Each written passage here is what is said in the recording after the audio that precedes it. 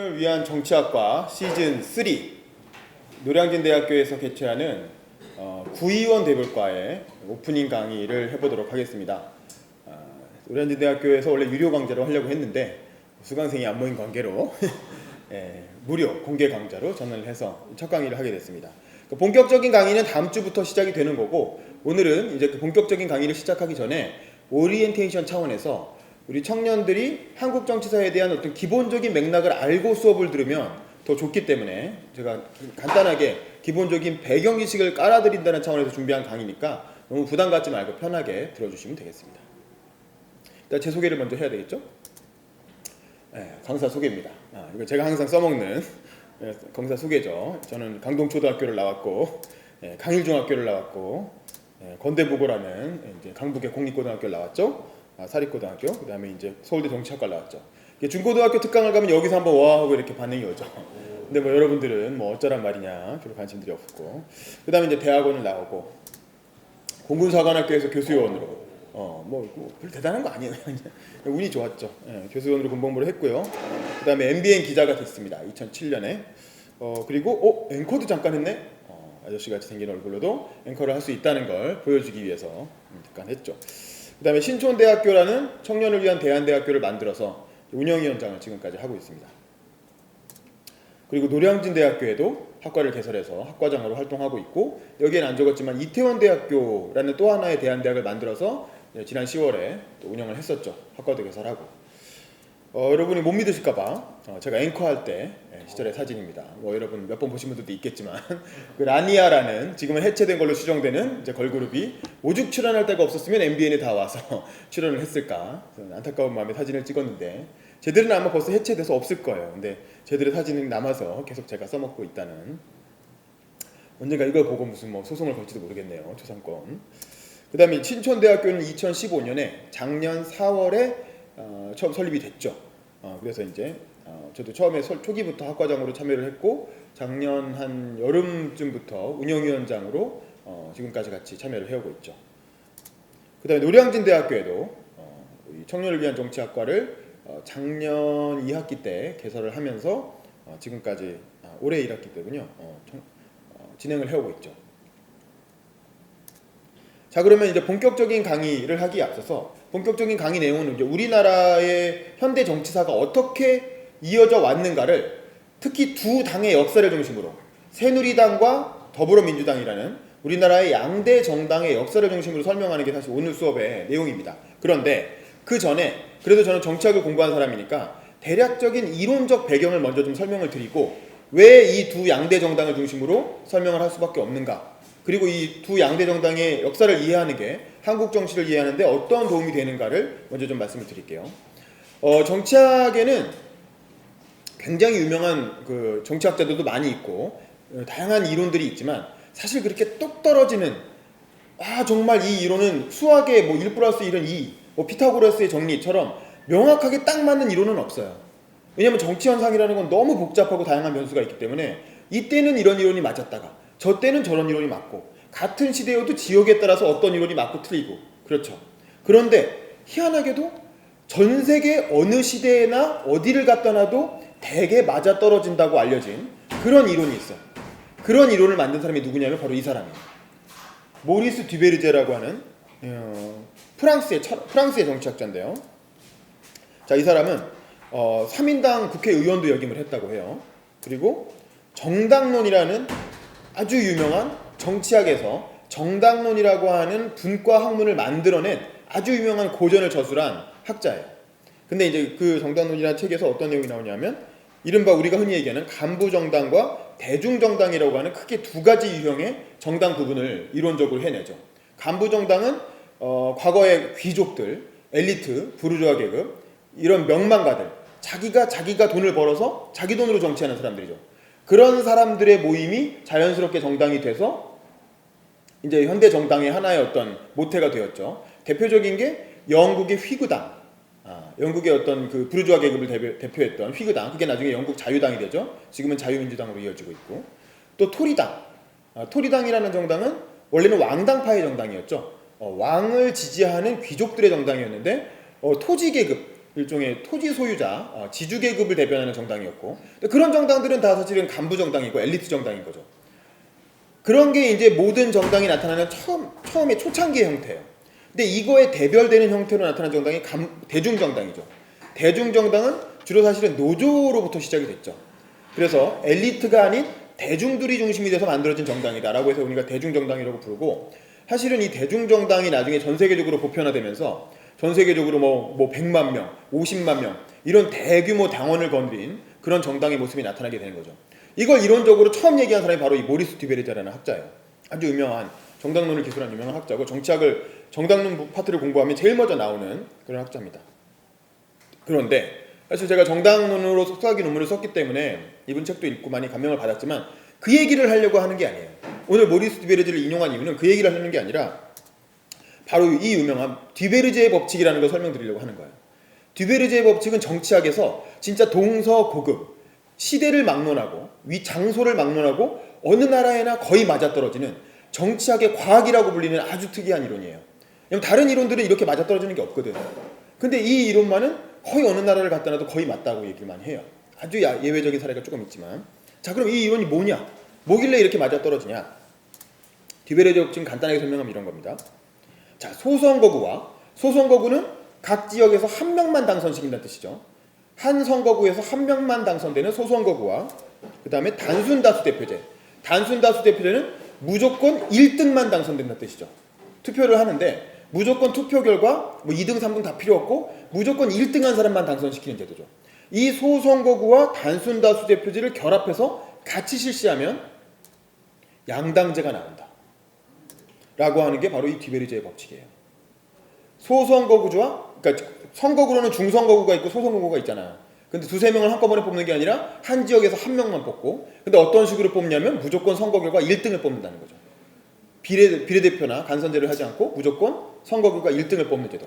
이 두 가지 제도가 결합되면 그런 나라에선 대개 사표 방지 심리라든가 이런 저런 것들이 작용하면서 양당제가 나오는 경향이 있더라.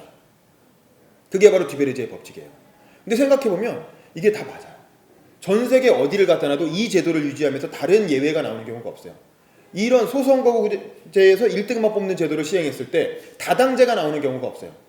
그 당이 전 세계적으로 뭐 3.5당이라든가 3개, 4개 정당이 같이 분립하는 경우가 없고 항상 양당제가 나타납니다. 대표적인 나라가 어디예요? 선진국 중에 대표적인 나라는 미국과 영국이죠. 그렇죠. 봅시다. 미국 같은 경우에는 아예 비례대표가 하나도 없죠. 그렇죠? 미국에 비례대표 있다는 얘기 들어봤어요? 전국구 뽑는다는 얘기 들어봤어요? 미국엔 그런 거 없죠. 전원 다 지역구로 선출하죠. 그리고 1등만 당선되죠. 그러다 보니까 자연스럽게 두 개의 정당이 자리를 잡았죠. 그게 뭡니까? 진보 세력을 대표하는 민주당, 데모크래틱 파티, 그리고 보수 세력을 대표하는 공화당, 리퍼블리칸 파티. 이 두 개의 정당이 자리를 잡게 됩니다. 그리고 녹색당이니 뭐니 이런 조그만 정당들이 있지만 사실상 어때요? 당락에 영향을 미치나요? 거의 영향을 안 미치죠. 뭐 버니 샌더스라고 하는 이런 사람도 나왔지만 버니 샌더스는 원래 평생을 무소속 의원으로 있던 사람이에요. 근데 이번에 이 사람이 떴던 이유는 뭐예요? 무소속인 걸 포기하고 민주당에 입당해서 민주당 전당대회에 출마를 한 거죠. 그러니까 이 사람이 전국적인 유명세를 타면서 떴던 거지. 그러니까 결국 미국에서 대통령이 되려면 무조건 민주당 혹은 공화당 두 당 중에 한 당의 공천은 받아야 되는 거야. 두 당 중에 한 당의 당적은 받아야 되는 거야. 그래서 미국은 대표적인 양당제 국가로 꼽힌다는 거죠. 미국이 뭐 다당제를 금지하는 게 아니에요. 법으로 녹색당 하지 마 이런 게 아니에요. 다 허용돼 있어요. 정당 설립이 허용돼 있음에도 불구하고 이런 선거제도를 갖고 있기 때문에 자연스럽게 민주당과 공화당 양당제가 나타난다는 거예요. 이게 듀베르제가 말한 듀베르제의 법칙이 말하는 양당제가 나타난다는 이론의 결정적인 증거 중에 하나고요. 영국도 마찬가지입니다. 자, 영국 같은 경우도 비례대표가 없죠. 영국에 비례대표 있다는 얘기 들어본 적 있어요? 전 지역을 다 지역구로 선출하죠. 역시 여기도 1등만 당선되는 단순다수 대표제를 채택하고 있죠. 그러니까 진보 세력을 대표하는 노동당이 있고 보수 세력을 대표하는 보수당이 있죠. 사실 영국은 원래 자유당과 보수당이었죠. 양당제가. 그래서 부르주아 계급을 대표하는 자유당과 지주 계급을 대표하는 보수당이 있었던 거죠. 그런데 노동운동이 성장하면서 노동자를 대표하는 노동당이 부상하니까 자연스럽게 자유당은 몰락했죠. 그래서 자유당의 역할을 노동당이 대체하면서 노동당과 보수당의 양당 체제가 된 거죠. 왜 이렇게 됐을까? 그럼 자유당은 왜 살아남지 못했을까? 물론 지금은 어떻게 또 다시 살아나가지고 연정에 참여하고 있긴 해요. 근데 사실 그동안은 거의 의미가 없었고 또 자유민주당이 지금 이어받아서 겨우 명맥을 이어가고 있긴 하지만 단독으로 집권할 가능성은 거의 없죠. 그래서 영국도 대표적인 양당제 국가로 꼽히는데 그 이유는 뭐냐면 역시 아까 말한 그런 선거 제도를 갖고 있기 때문이다. 소선거구제와 단순다수 대표제. 자유민주당 등 제3세력이 있고 또 스코틀랜드 같은 특정 지역, 스코틀랜드, 아일랜드 이런 특정 지역에서 일종의 독립운동 같은 게 일어나고 있기 때문에 그런 지역을 대표하는 정당들이 있기는 해요. 하지만 그건 굉장히 예외적인 경우입니다. 그래서 크게 봤을 때 비교정치학적으로 봤을 때 미국과 영국은 대표적인 양당제 국가라고 볼 수가 있죠. 자, 그럼 우리나라는 어떨까요? 우리나라 선거제도는 어때요? 우리나라도 기본적으로 모든 지역구에서 국회의원 보면 한 지역에서 한 명 뽑죠. 한 지역에서 두 명 뽑는 경우 있나요? 없죠. 한 지역에서 한 명 뽑고 그리고 어떻게 뽑아요? 무슨 비례해서 뽑나요? 투표율 비례해가지고 뽑나요? 그런 거 아니잖아요. 무조건 그 지역에서 1등한 사람 뽑잖아요. 이게 단순다수 대표제인 거예요. 그러니까 우리나라도 역시 양당제가 나올 가능성이 굉장히 큰 제도를 갖고 있는 거죠. 그런데 우리나라에서는 가끔 제3당이 나와요. 예를 들면 지금 국민의당이라든가 옛날에 자유민주연합이라든가 이런 정당이 가끔 나오는데 그 이유는 뭐예요? 지역주의 때문이었죠. 지역주의에 따른 몰표 현상. 특정 지역에서는 그 중앙 정치와 관계없이 특정 지역을 대변하는 정당에게 몰표를 줬던 현상이 잠시 있었던 거죠. 그게 이제 김종필의 자민련이라든가 지금 안철수가 이끄는 국민의당 같은 게 지역주의 특정 지역을 대변하는 여론을 이렇게 이어받으면서 제3당으로 가끔 등장하긴 하지만 예외적인 경우예요. 그리고 또 우리나라가 제3당이 뭐 정의당 같은 게 나오는 이유는 뭐예요? 비례대표가 있기 때문이죠. 우리나라는 전체를 다 지역구로 뽑지 않잖아요. 300명 중에 50석은 비례대표로 뽑잖아요. 그러니까 그 50석의 비례대표 때문에 군소정당들이 약간 숨쉴 틈이 있는 거예요. 그렇지만 만약에 비례대표가 없다고 생각해보세요. 정의당이 지금처럼 대여섯 석이라도 당선되겠어요? 거의 가능성이 없죠. 뭐 심상정 노회찬 있는 지역구 정도겠죠. 그래서 우리나라도 대표적인 양당제 국가로 꼽힐 수 있다라는 겁니다. 그러니까 결국 그 양당인 새누리당과 민주당이 굉장히 중요하다는 거죠. 그리고 크게 보면 우리나라의 역사는 새누리당과 민주당이 계속 정권을 주고받으면서 다툼을 벌여온 그런 역사라고 할 수 있어요. 물론 정권을 주고받은 것도 얼마 안 됐지. 90년대 이후의 일이지만 그전에는 새누리당 계열이 계속 했었고. 자, 그래서 이제 한국의 대표적인 양당제를 대변하는 정당이 바로 이 새누리당과 더불어민주당입니다. 아마 제 생각엔 조만간 새누리당은 이름이 바뀌지 않을까. 그렇죠? 이 로고는 안장이고 새누리라는 건 신천지라는 거 아니에요? 그러니까 아마 이제 조만간 바뀌지 않을까라는 생각이 들긴 하는데 뭐 모르죠, 뭐 어떻게 될지. 더불어민주당은 그 다양한 이름이 바뀌어 오다가 더불어민주당이라는 이름으로 정착된 지는 한 2년 정도 됐나요? 근데 이 이름은 이제 쉽게 안 바뀔 것 같아요. 그렇죠? 왜냐면 이제 민주당이라는 당명도 찾아왔고 또 더불어라는 뭐 가치도 나쁘지 않잖아요. 투게더. 그러니까 뭐 아마도 한동안은 더불어민주당은 이 이름으로 계속 가지 않을까. 정권을 잡고 한번 심하게 말아먹지 않는 한 한동안은 이 이름으로 가지 않을까 싶고 새누리당은 조만간 이름이 바뀔 것 같은데 이름이 바뀌는 건 그렇게 중요하지 않아요. 한국의 정당들은 계속 이름을 바꿔왔기 때문에 그게 이름이 바뀌는 게 중요한 게 아니라 계속 이어간다는 게 같은 세력이 계속 이어간다는 게 중요한 거다라는 겁니다. 네, 정호 씨 지금 강의 중입니다. 1강의실로 그냥 문 열고 들어오세요. 네, 꼭 이렇게 강의 중에 민폐를 끼치시는 분이 있어요. 자, 그러면 이 두 정당은 과연 어떤 역사를 가지고 왔는가라는 거죠. 자, 일단 새누리당부터 먼저 설명을 하면 새누리당의 기본적인 정체성은 독재자의 정당인 거예요. 독재자가 만든 정당인 거죠. 독재자를 위한 정당으로 처음에 시작해서 뭐 지금까지 그렇다는 건 아니에요. 제 생각엔. 하지만 처음엔 그랬다는 거죠. 대표적인 게 자유당. 자유당은 이승만 대통령을 위해서 이승만 대통령의 친위 세력들이 만든 정당이죠. 원래 처음에 이승만 대통령은 정치적 기반이 있었습니까? 없었습니까? 국내에. 이승만 대통령은 독립운동가였지만 주로 미국에서 독립운동을 했기 때문에 국내에 정치적 기반이 전혀 없었어요. 그런데 과연 어떻게 대통령이 됐을까? 국내의 정치적 기반은 오히려 좌파 세력들이 많이 가지고 있었죠. 근데 이승만 대통령은 우파 세력이었고 처음에 이승만 대통령을 이렇게 굉장히 이렇게 좋아했던 세력은 한국민주당이라는 지주계급의 정당이었어요. 근데 당시 지주계급들은 일제시대에 친일을 했다라는 그 혐의가 있었기 때문에 사실은 독자적으로는 대통령을 낼 수가 없었어요. 그래서 원래 한국민주당은 대통령제는 별로 좋아하지 않았죠. 그래서 자기들이 국회에서 간선제로 뽑을 수 있는 의원내각제를 선호했었죠. 그랬는데 이승만이라고 하는 전국적인 명망을 가진 독립운동 지도자가 어쨌든 자기들한테는 리더가 없기 때문에 필요했기 때문에 한국민주당이 이승만과 결합해서 김구 세력과 좌파 세력을 물리치고 나라를 세운 게 우리나라 대한민국의 시초라고 할 수 있죠. 그러니까 처음에 이승만은 자기 정당이 없었어요. 자기 정당이 없는 채로 그냥 한국민주당에 엎혀서 대한민국을 만들었는데 대한민국을 건국하자마자 이승만과 한민당이 권력투쟁에 돌입하게 되죠. 그리고 이승만은 자기 권력을 한민당과 나눌 생각이 전혀 없었어요. 그래서 이승만 대통령은 집권하자마자 자기를 제외한 자기 세력을 제외한 나머지 모든 세력들을 배제시키기 시작했고, 그러니까 한국민주당이 삐져서 야당으로 넘어가게 되죠. 원래 여당이었다가. 그래서 초대 부통령이었던 이시영 같은 사람도 조만간 사퇴해버리고. 그러니까 한국민주당이 야당이 되니까 여당이 없는 거야. 그래서 이승만은 자기를 따르는 친일파 세력과 일부 관료 세력 그리고 명망가 세력들을 규합해서 자유당이라는 새로운 정당을 만든 거예요. 그러니까 이승만이 자유당을 만든 게 처음부터 있었던 게 아니고 뭐 집권 좀 지나가서 만들게 돼요. 근데 이 자유당이 진짜 무시무시한 그 부패와 온갖 경찰력을 이용한 독재를 벌이면서 10년 동안 진짜 엄청난 가렴주구를 하게 되죠. 그래서 진짜 국민들을 지긋지긋하게 만들죠. 그래서 국민들이 자유당, 원래 사실 자유당이라는 이름은 굉장히 좋은 이름이에요. 리버티 파티 아니에요, 리버티 파티. 여러분 자유 싫어하는 사람 있으세요? 자유 누구나 다 좋아하는 너무 좋은 이름인데, 일본도 여당 이름이 자유민주당이잖아요. 근데 우리나라는 1950년대 이후로 당 이름에 자유라는 말을 못 쓰는 거야. 김종필의 자유민년 이후로 아무도 당 이름에 자유라는 말을 못 쓰게 됐어요.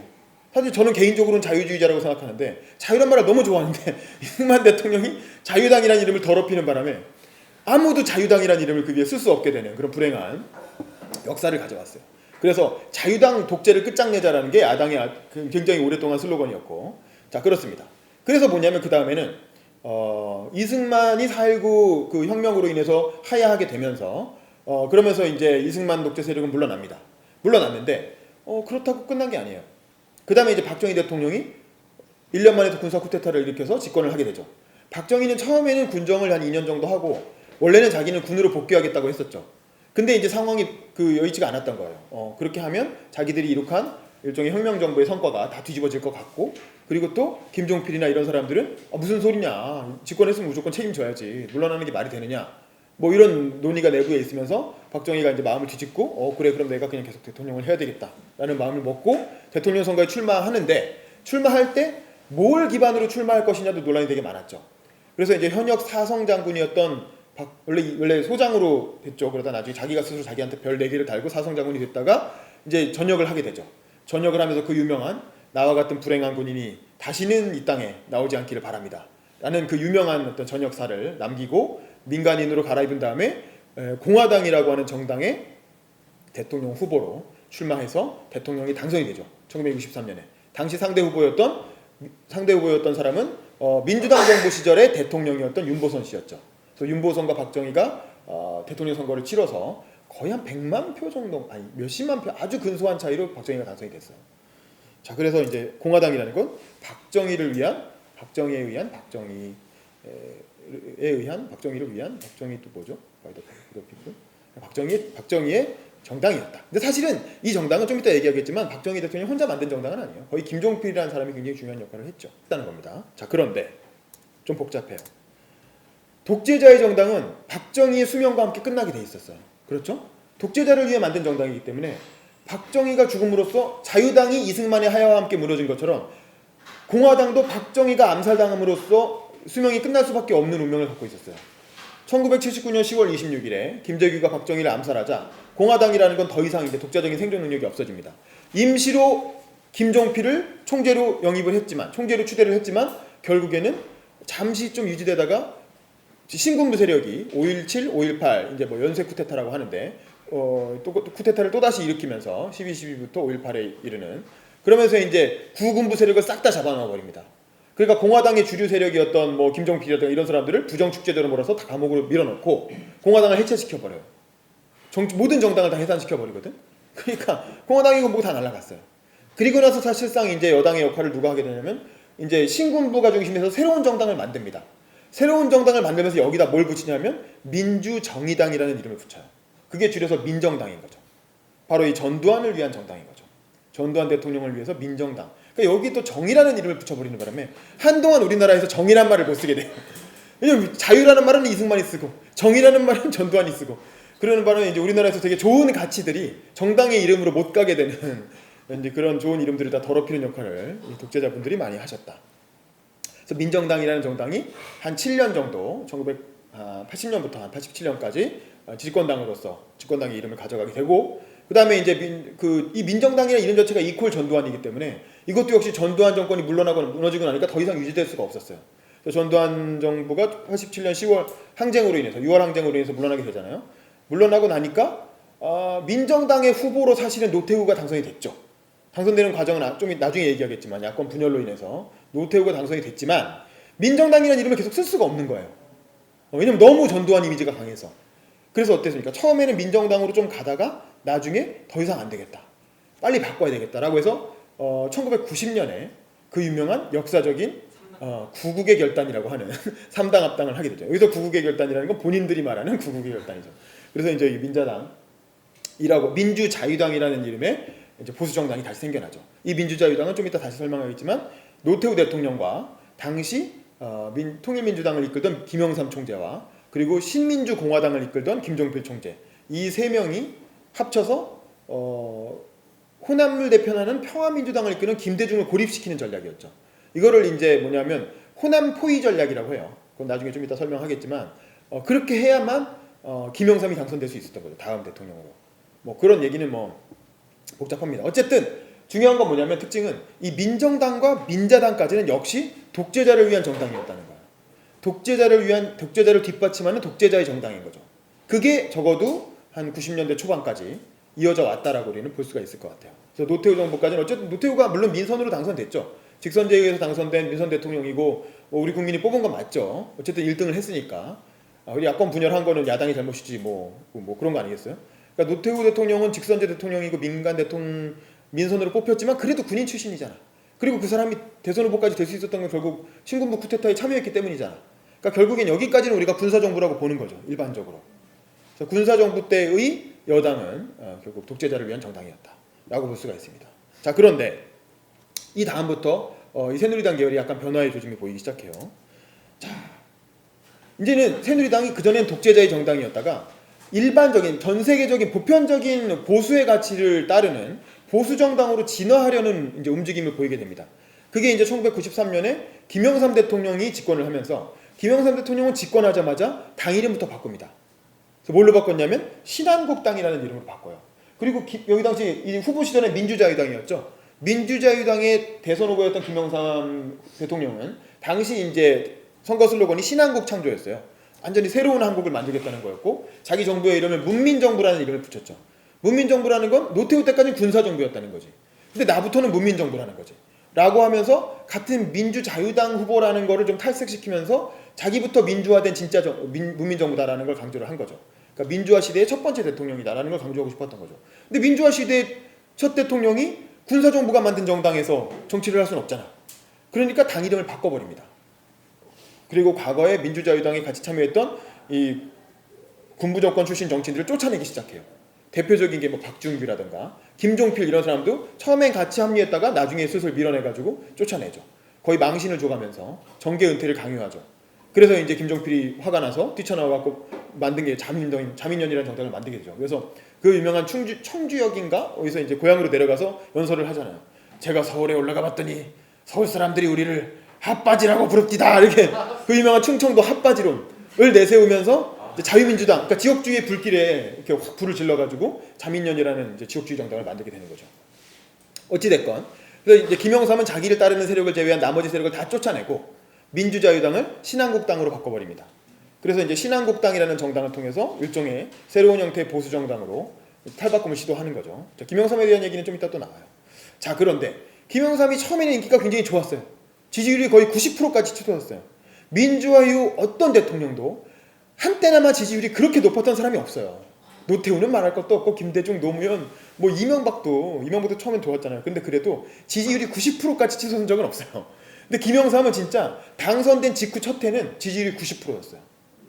그리고 이제 전 국민을 대상으로 여론조사 해보면 한번 불러서 저녁 식사를 같이 하고 싶은 사람, 모든 연예인을 다 제치고 1위. 이효리나 뭐 정우성 뭐 이런 사람보다 더 인기가 있었던 거예요. 그 정도로 그때 김영삼의 인기라는 건 여러분 정말 상상할 수도 없는 그런 엄청난 인기였어요. 전 국민이 단합해서 김영삼을 밀어줬죠.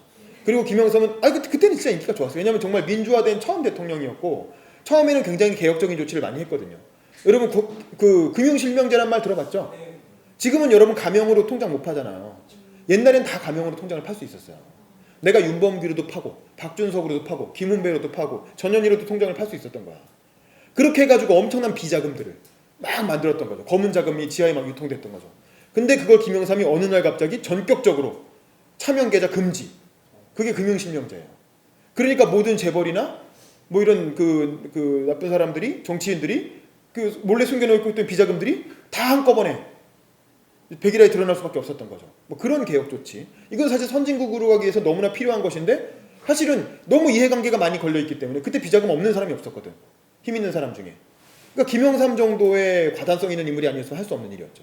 그리고 이 사람이 임기 초에 뭘 했냐면 아까 말한 그 군부를 장악하고 있던 신군부 세력, 아까 그 전두환이나 노태우가 이른바 하나회라고 하는 사조직을 통해서 군부 내에서 실력을 쌓은 사람들이잖아요. 하나회는 원래는 박정희 대통령의 친위 조직이었어요.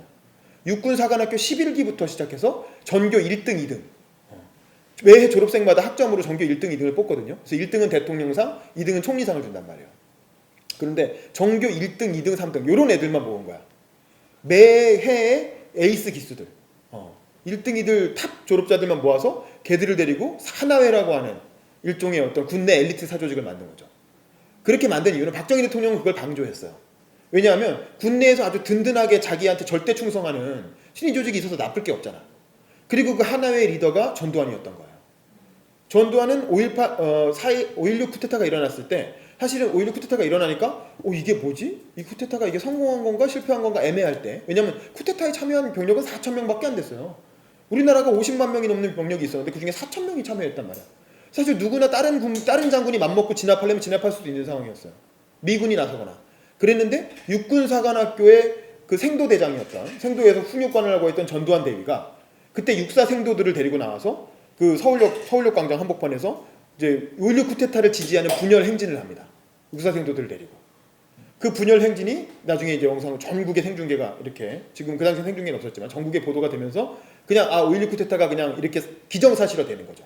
군부는 쿠데타를 지지하는구나 라는 이미지를 탁 주게 되죠. 그 퍼포먼스 때문에 전두환 대위는 그때 박정희 소장에게 눈에 띄었던 거죠. 이 친구 똑똑한데?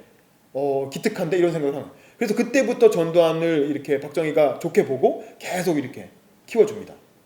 그래갖고 그 청와대에서도 근무를 하고, 뭐 그랬죠. 청와대 근무할 때 요즘 나오는 거 보면 박근혜 영예하고 전두환 대통령은, 박근혜 영예가 그 당시 뭐 10대였고 막 이러니까 전두환 그 청와대에서 근무하는 전두환 대통령, 전두환 장군을 뭐 오빠 이렇게 부르고 친하게, 나이 차이가 얼마 안 났다고 해요. 그래서 친하게 지내는 사이였다고 해요.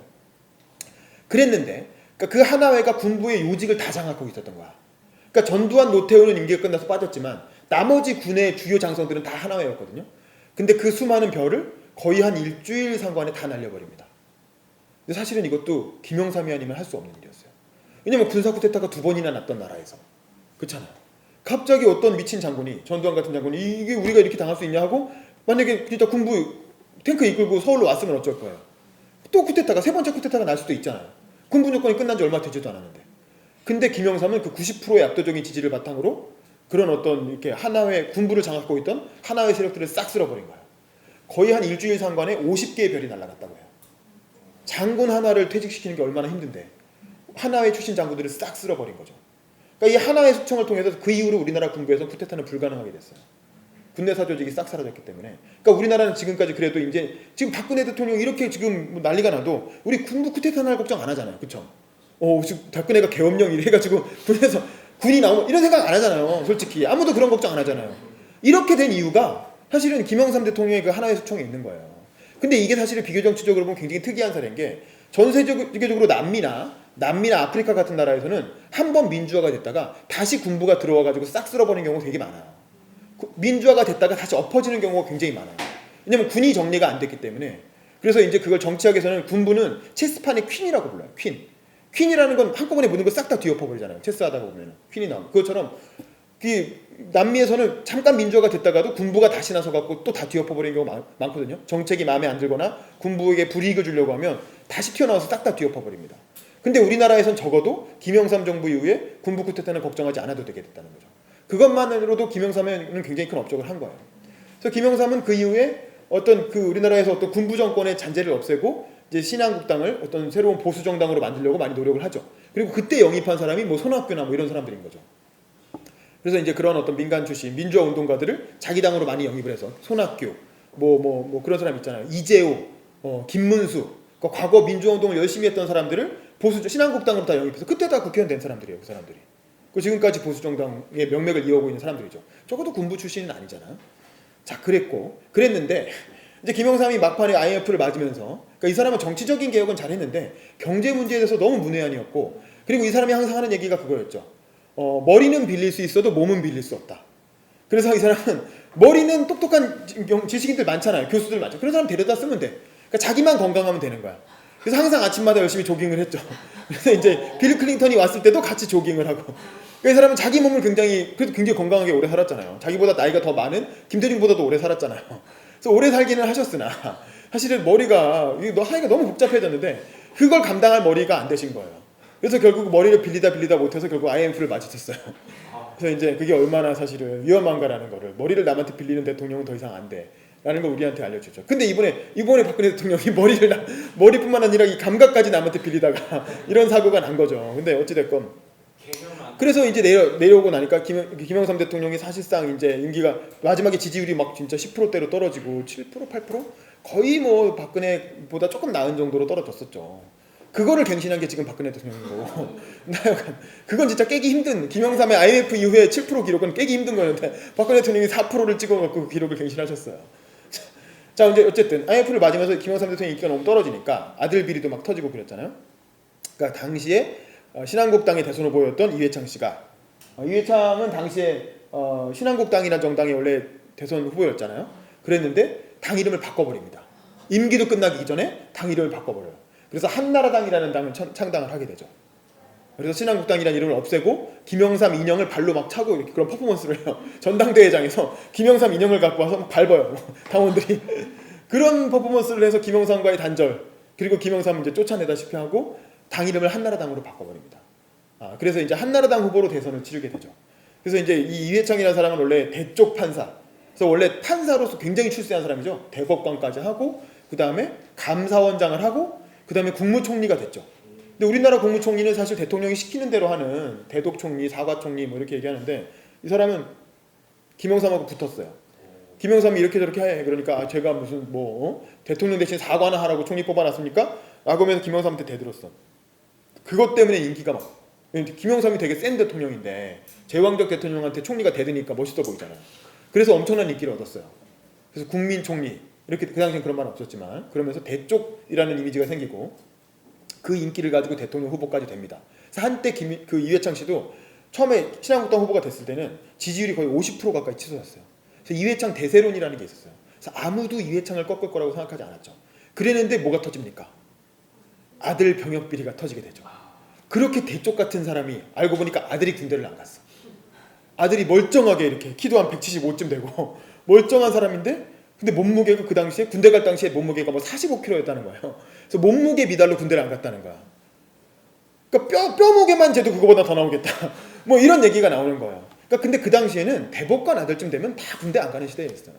그때는 군대를 빼기가 너무 쉬웠고 군대 그 검사라는 것도 진짜 허술하게 이루어졌고 그래서 뭐 아마 이회창 씨는 큰 문제 안 삼았을 거예요. 크게 문제라고 생각도 안 하고 그 당시에 자기 주변 사람들 다 아들이 군대 가는 경우가 없으니까 아니 뭐 그게 뭐 이래 생각했던 거지. 그랬는데 이제 하여간 대쪽 같은 도덕성이 굉장히 큰 무기였던 이회창 씨가 아들이 군대 안 갔다는 사실이 불거지고 그게 뭔가 불법적인 혐의가 있는 것 같다라는 그런 막 폭로가 터져 나오니까 갑자기 이제 도덕성의 스크래치가 나면서 지지율이 갑자기 푹 떨어져 버리죠. 지지율이 푹 떨어져서 굉장히 위험한 이렇게 상황이 되니까 경선에서 원래는 2등으로 떨어졌던 이인재라는 사람이 이렇게 안 되겠어요. 자기가 탈당을 해가지고 새로운 정당을 또 만들죠. 그래갖고 이인재가 이제 탈당해서 500만 표를 가져가죠. 무려. 그렇게 돼버리니까 이제 이회창이라는 사람은 사실은 그냥 이인재가 탈당만 안 했어도 아마 그 아들 비리에도 불구하고 당선됐을 가능성이 굉장히 커요. 이 당시 후보는 노무현이었잖아요, 상대가. 그랬는데도 불구하고 근데 이제 이인재가 탈당을 하고 뭐 500만 표 가져가고 아들 비리 터지고 뭐 하여간 여러 가지 요인들이 겹치면서 결국에는 이제 이회창 씨는 대선에서 떨어지게 되죠. 그리고 김대중한테 져서 떨어지게 되죠. 그리고 5년을 한나라당 대표를 하면서 김대중의 어떤 파트너로서 야당 대표를 5년간을 하죠. 근데 그 당시만 해도 이회창이 아깝게 떨어졌기 때문에 다음 대통령은 무조건 이회창이라고 생각했어요. 그리고 또 하나 재밌는 게 우리나라 역사가 그 민주화 이후에 87년 노태우, 87년 선거 때 2등이 김영삼, 그 다음에 김영삼 대통령 됐죠. 그때 선거 2등이 김대중, 그 다음에 김대중 대통령 됐죠. 뭐 이런 식이거든. 그러니까 항상 2등이 그 다음 대통령을 한 거예요. 87년 이후에는. 그러니까 이때도 97년 때 2등 했던 이회창이 그 다음에 대통령이 될 거라고 생각했어요. 또 5년 동안 이 사람은 거의 차기 대통령으로 행세를 하면서 대통령급의 대접을 받으면서 다녔어요. 그래서 아무도 이회창이 대통령이 그 다음 적어도 2002년에 대통령이 될 것이다라는 걸 의심하지 않았는데 어떻게 됐습니까? 노무현이라고 하는 또 희대의 어떤 정치 풍운화가 나타나면서 이회창을 꺾고 대통령이 되게 되죠. 자, 그 과정은 좀 이따 설명을 할게요. 그래서 한나라당은 이제 이회창을 마지막으로 한나라당의 시대는 또 저물게 됩니다. 거기에다가 뭐 찻대기니 뭐니 이런 거 비리 혐의가 터져 나오면서 한나라당 이퀄 비리 부패 정당 이런 이미지가 생기니까 이거 한나라당 안 되겠어. 빨리 이름을 바꿔야 되겠어. 라고 해서 나온 게 지금 이제 새누리당인 거죠. 자, 그런데 사실은 새누리당으로 가기 전에 이 새누리당으로 가기 전에 나타난 특징은 뭐냐면 한나라당이 건전한 보수정당으로 가려는 흐름을 다시 역행하고 박정희 향수에 안주하려는 경향을 보였다는 거예요. 그 대표적인 게 바로 이명박과 박근혜죠. 사실은 이명박은 일기 박정희라고 볼 수 있어요. 박정희 코스프레 일기, 그리고 박근혜는 박정희 코스프레 2기라고 볼 수 있죠. 둘 다 이명박과 박근혜, 옛날에 이인재도 마찬가지였어요. 사실은 근데 이건 우리나라만의 문제가 아니고 미국도 성공한 보수 대통령들은 다 레이건 흉내를 내요. 레이건이 가장 근래에 성공한 보수 대통령이기 때문에 미국의 보수 후보들은 다 자기가 레이건과 비슷하다, 레이건의 이런 장점을 닮았다라는 걸 많이 강조를 하거든요. 마찬가지로 우리나라에서도 보수 성향의 대통령 중에 성공했다고, 성공도 논란의 여지가 있지만, 암살당한 게 성공이냐 이렇게 볼 수도 있지만, 어찌됐건 그래도 경제 성장을 이뤄냈고 우리나라 산업화라고 하는 자기가 말한 비전을 성취한 사람이잖아요.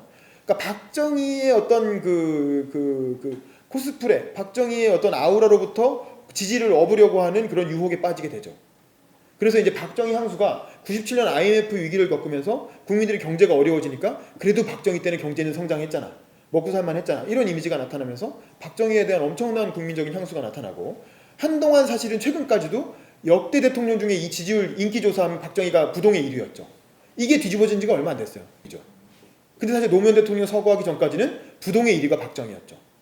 그러니까 그 인기를 등에 업고 이명박 박근혜가 나오게 되는 거예요. 그래서 이명박과 박근혜는 처음에 이명박은 이제 한나라당의 대선 후보로, 근데 이명박은 아주 노골적으로 박정희 코스프레를 했죠. 이거 보세요. 사진도 일부러 선글라스 끼고 박정희가 입는 것 같은 그런 야상 잠바 같은 거 입고 다니고, 누가 봐도 박정희랑 비슷하게 보이려고 노력하는 게 너무 이제 티가 날 정도로 박정희 흉내를 냈죠. 그리고 이명박은 사실은 박근혜보다 박정희에 더 가까운 사람이었다고 볼 수 있어요. 왜냐면 재벌가에서 현대재벌이라고 하는, 현대건설이라고 하는 어떤 계열사의 회장으로 사실상 군사 독재식의 그런 리더십을 발휘했던 사람이고, 실제로 박정희 비슷하게 이제 일방적으로 지시하고 명령하고 이런 식의 리더십을 가진 사람이잖아요. 그리고 이제 산업화를 함께 해온, 물론 박정희의 꼬봉의 꼬봉이었죠. 박정희 이런 말 하면 그렇지만 박정희가 데리고 같이 산업화를 한 사람이 정주영이었고, 정주영의 부하가 이명박이잖아요. 그러니까 따지고 보면 산업화를 같이 한 동지죠, 넓게 보면. 그렇기 때문에 박정희의 어떤 이런 거를 따라할 만한 또 명분도 있는 사람이라고 볼 수 있어요. 그리고 박근혜는 그야말로 친딸이잖아요. 그러니까 우리나라 보수 세력이, 보수 정당이 이 세계의 보편적인 가치, 보수라고 하는 보편적 가치를 중심으로 보수 정당으로 진화하려다가 가치를 추구하는 정당에서 다시 박정희의 어떤 향수, 박정희의 과거 인기에 안주하는 정당으로 다시 퇴행한 거죠.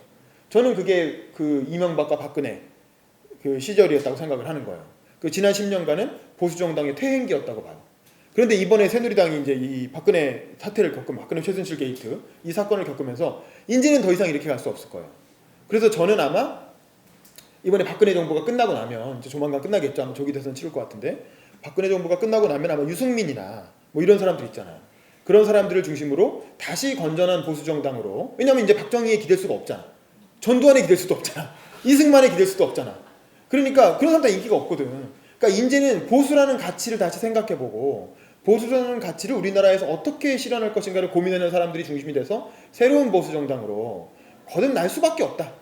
결국에는 좌표가 그렇게 설정될 수밖에 없다. 옛날에는 박정희를 다시 이렇게 불러들이는 식으로 인기를 끌었다면, 이제는 보수에 대해서 고민하는 방식으로 새로운 보수 정당으로 진화할 수밖에 없지 않을까. 뭐 이건 희망사항이죠. 뭐 기자로서 또 정치학도로서 그렇게 됐으면 좋겠다는 거고요. 자, 여기까지 흘러왔습니다. 자, 그렇다면 민주당은 뭐냐? 민주당에 대해서 한번 설명을 해볼게요. 일단 아까 말한 것처럼 우리나라의 야당은 원래 한국민주당이라는 정당으로부터 시작이 되는데, 한국민주당은 일단 이 두 사람이 가장 중요합니다. 여기는 첫 번째는 인촌 김성수를 생각해야 돼요. 인촌 김성수는 여러분 인촌 김성수를 잘 모를 수도 있지만 사실은 굉장히 중요한 인물이에요. 거의 건국의 아버지라고 보면 돼요. 대한민국 건국의 아버지를 기여한 중요한 사람 중에 이승만이 있고 김구가 있고, 그 다음에 보수 세력 중에서는 인촌 김성수, 진보 세력 중에서는 죽산 조봉암, 뭐 이런 사람들이라고 할 수 있겠죠. 그 다음에 뒤에 나오는 해공 신익희. 저는 그런 사람들이 우리나라 건국의 아버지들이라고 봐요. 안타까운 말이지만 사실은 따지고 보면 김구 선생은 이 대한민국 건국에는 참여하지 않았죠. 임시정부를 이끌어온 거죠. 근데 어차피 우리나라는 임시정부의 법통을 이어받았기 때문에 김구 선생까지는 건국의 아버지라고 볼 수 있을 것 같고, 몽양 여운형은 대한민국 건국에는 참여하지 않았어요. 대한민국 건국보다는 건준을 통해서 좌우 합작 정부를 만들려고 했죠.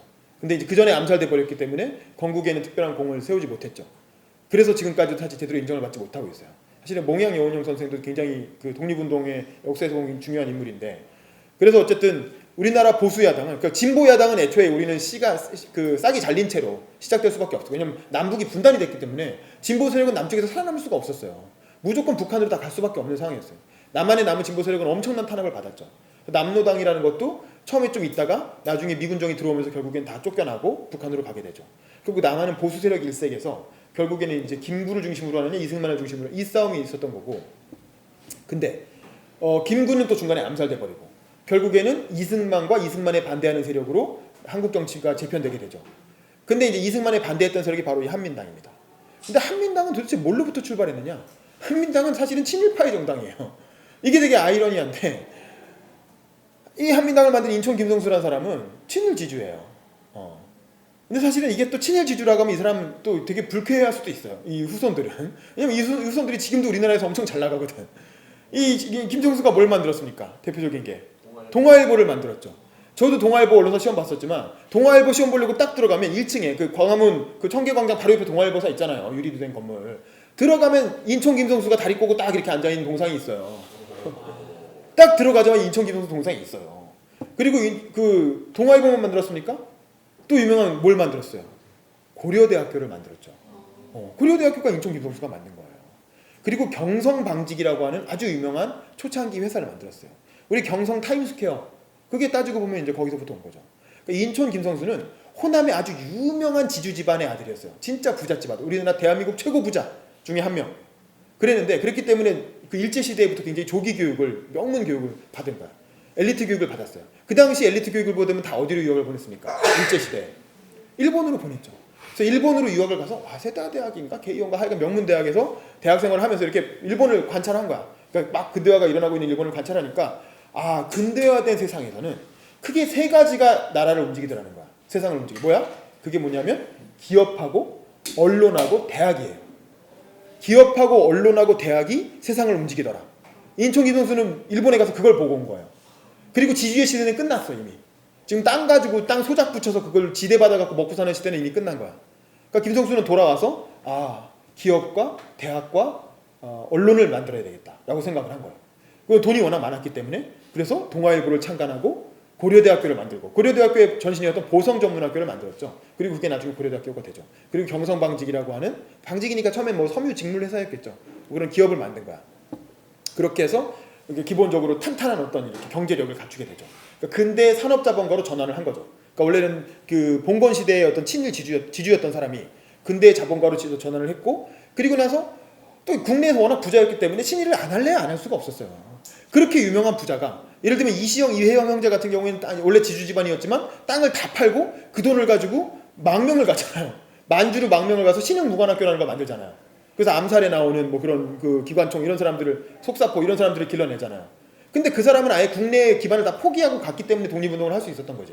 근데 지주가 국내에 땅 멀쩡히 가지고 있고 국내에서 학교 차리고 언론사 차렸으면서 어떻게 일제에 협력을 안 할 수가 있었겠어.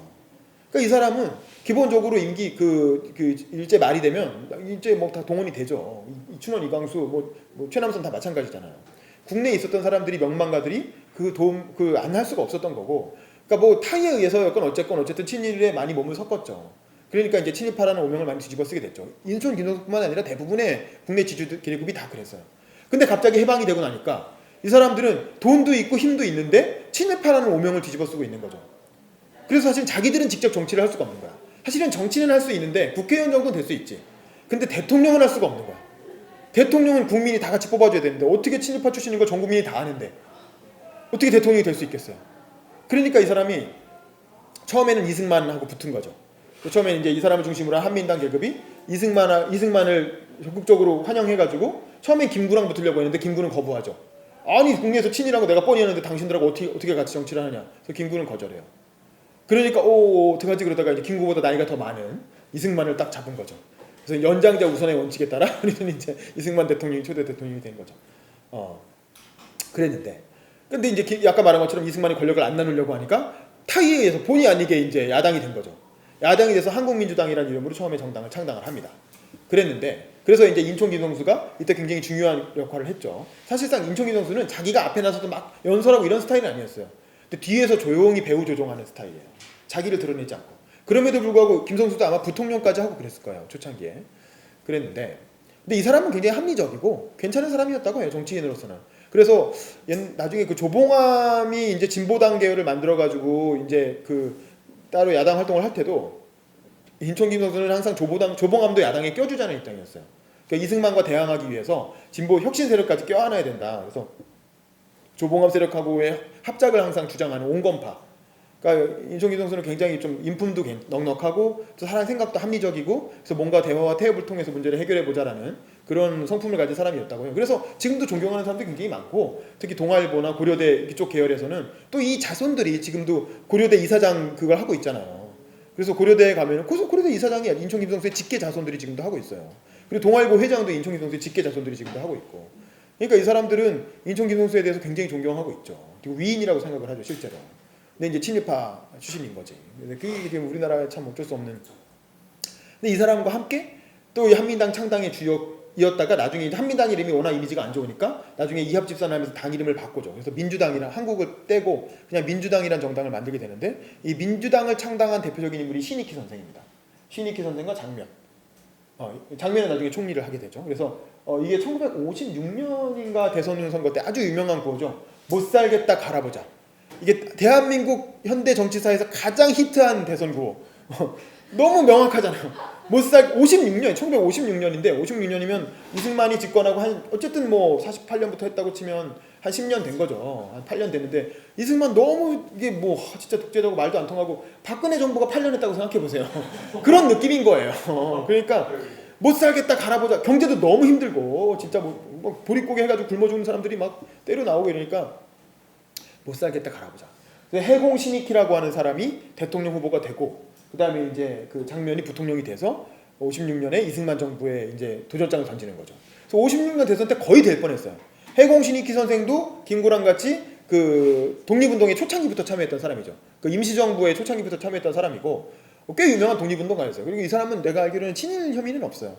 국내에 있지 않고 해외에서 주로 독립운동을 했기 때문에 임시정부에 참여했던 분이고 그래서 이분 굉장히 뭐 인품도 괜찮고 훌륭한 분이었다고 해요. 그래서 사실은 거의 신익희가 당선될 뻔했었죠. 그런데 여러분 이승만의 저주라고 되게 희한한 게 이승만과 맞서는 사람은 다 죽는다 라는 저주가 있어요. 김구가 처음 먼저 암살됐죠. 그리고 그 전에 여운형이 암살됐죠. 그리고 이승만의 아주 강력한 경쟁자였던 해공 신익희가 선거를 한 일주일인가 앞두고 갑자기 죽어요. 이건 암살은 아니고 자연사예요. 자연사. 왜냐면 이게 70대 노인이었는데 이게 이제 막 전국을 다니면서 선거운동을 하니까 그 당시에는 원래 수명이 짧던 시절이잖아요. 지금처럼 의료기술이 됐지 않아요. 그래서 그냥 죽어요. 과로로 그냥 돌아가요. 그래서 이제 그 유명한 게 호남으로 선거 유세를 하러 가다가 유세 안에서 기차 안에서 심장마비가 와서 죽어요. 그래서 비 내리는 호남선이라는 노래가 있죠. 남행열차 말고 비 내리는 호남선 그 남행열차 말고 그냥 그 비 내리는 호남선이라는 제목의 노래가 있어요. 트로트 가요 중에. 그래서 그 가요가 무슨 신익희의 그거를 뭐 추모하는 노래냐 어쩌냐 해가지고 논란이 있었는데 그 비가 추적추적 내리는 날 호남으로 가는 기차를 타고 가다가 차 안에서 급설을 한단 말이에요. 그래가지고 이제 갑자기 해공 신익희가 없는 상태로 그 이승만은 단독 후보가 돼버린 거야 사실상. 그리고 그때 이승만이 죽으니까 민주당 후보가 없어지고 진보당이었던, 그 당시 진보당 준비위원회였는데 진보당이었던 조봉암만 남게 된 거야, 야당 후보가. 그래갖고 조봉암 대 이승만의 양자 대결이 되는 거야. 그때 조봉암이 그래도 한 30% 받아갔지. 신익희가 있었으면 거의 정권 교체가 될 뻔했지. 근데 하여간 희한하게도 그때 신익희가 죽는 바람에 정권 교체가 안 돼요.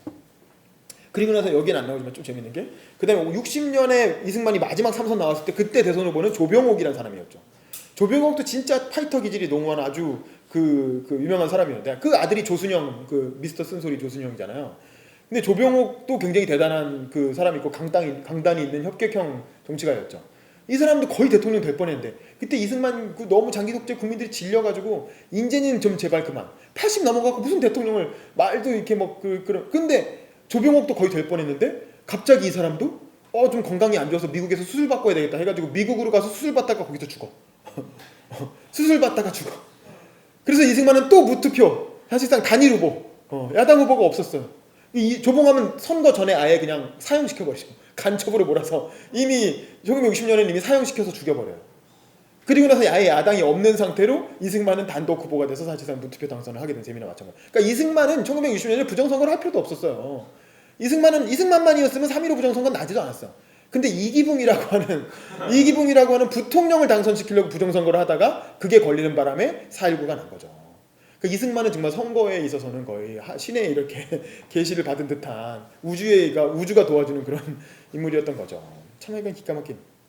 그랬는데 어쨌든 이 장면이나 신익희는 이제 그런 독립운동가 계열의 어떤 일본 유학도 다녀오고 엘리트 지식인 그 등이었던 거죠. 자, 이런 사람들이 민주당을 이끌던 시대가 있었습니다. 자, 그러다가 어떻게 됐느냐? 박정희 정부에 들어서서 민주당의 새로운 리더가 등장하게 돼요. 그러니까 독립운동 이후 세대. 그 전에 50년대, 60년대 초까지의 정치인들은 다 독립운동가 출신이었어요. 독립운동가거나 뭐 젊었을 때 독립운동을 하면서 그런 어떤 명망을 쌓았던 사람들이 이렇게 국민적 지도자로 이어가는 거죠. 배공 신익희도 그렇고 뭐 그래요. 그랬는데 독립운동 이후 세대가 처음으로 정치를 시작한 게 이 김영삼, 김대중인 거예요.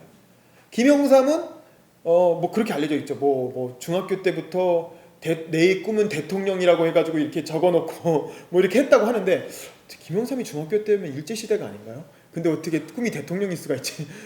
뭐 모르겠어요. 김영삼이 45년에 중학생이었나? 그럼 뭐 나이를 좀 계산해 봐야 될 것 같은데 김영삼이 몇 년생이죠? 근데 어쨌든 그랬다고 해요. 어쨌든 이 사람은 독립운동을 했던 적은 없는데 청년이 되고 나서 해방공간에서 장택상이라고 하는 그 한민당 계열의 아주 유명한 장택상이 내무부 장관을 했나? 뭐 그런데 이 사람도 뭐 되게 굉장히 그 당시 명망가로 유명했던 사람인데, 장택상의 비서로, 가방모찌라고 하죠. 가방 들고 다니는 비서로 정계에 처음에 입문을 해서 20대 중반 25살의 나이로 공천을 받았어요. 처음엔 자유당으로 시작했어요. 자유당으로 공천을 받아서 자기 고향인 거제도에서 김영삼은 초선을 처음 당선됐고 계속 거제도에서 구선을 하게 되죠. 나중에 비례대표로 가지만. 김영삼이라는 사람은 거제도의 왕자예요.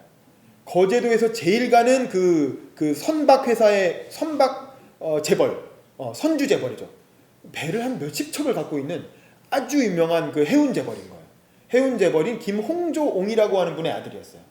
그래서 이분은 집에 돈이 엄청나게 많은 부잣집 아들인 거야.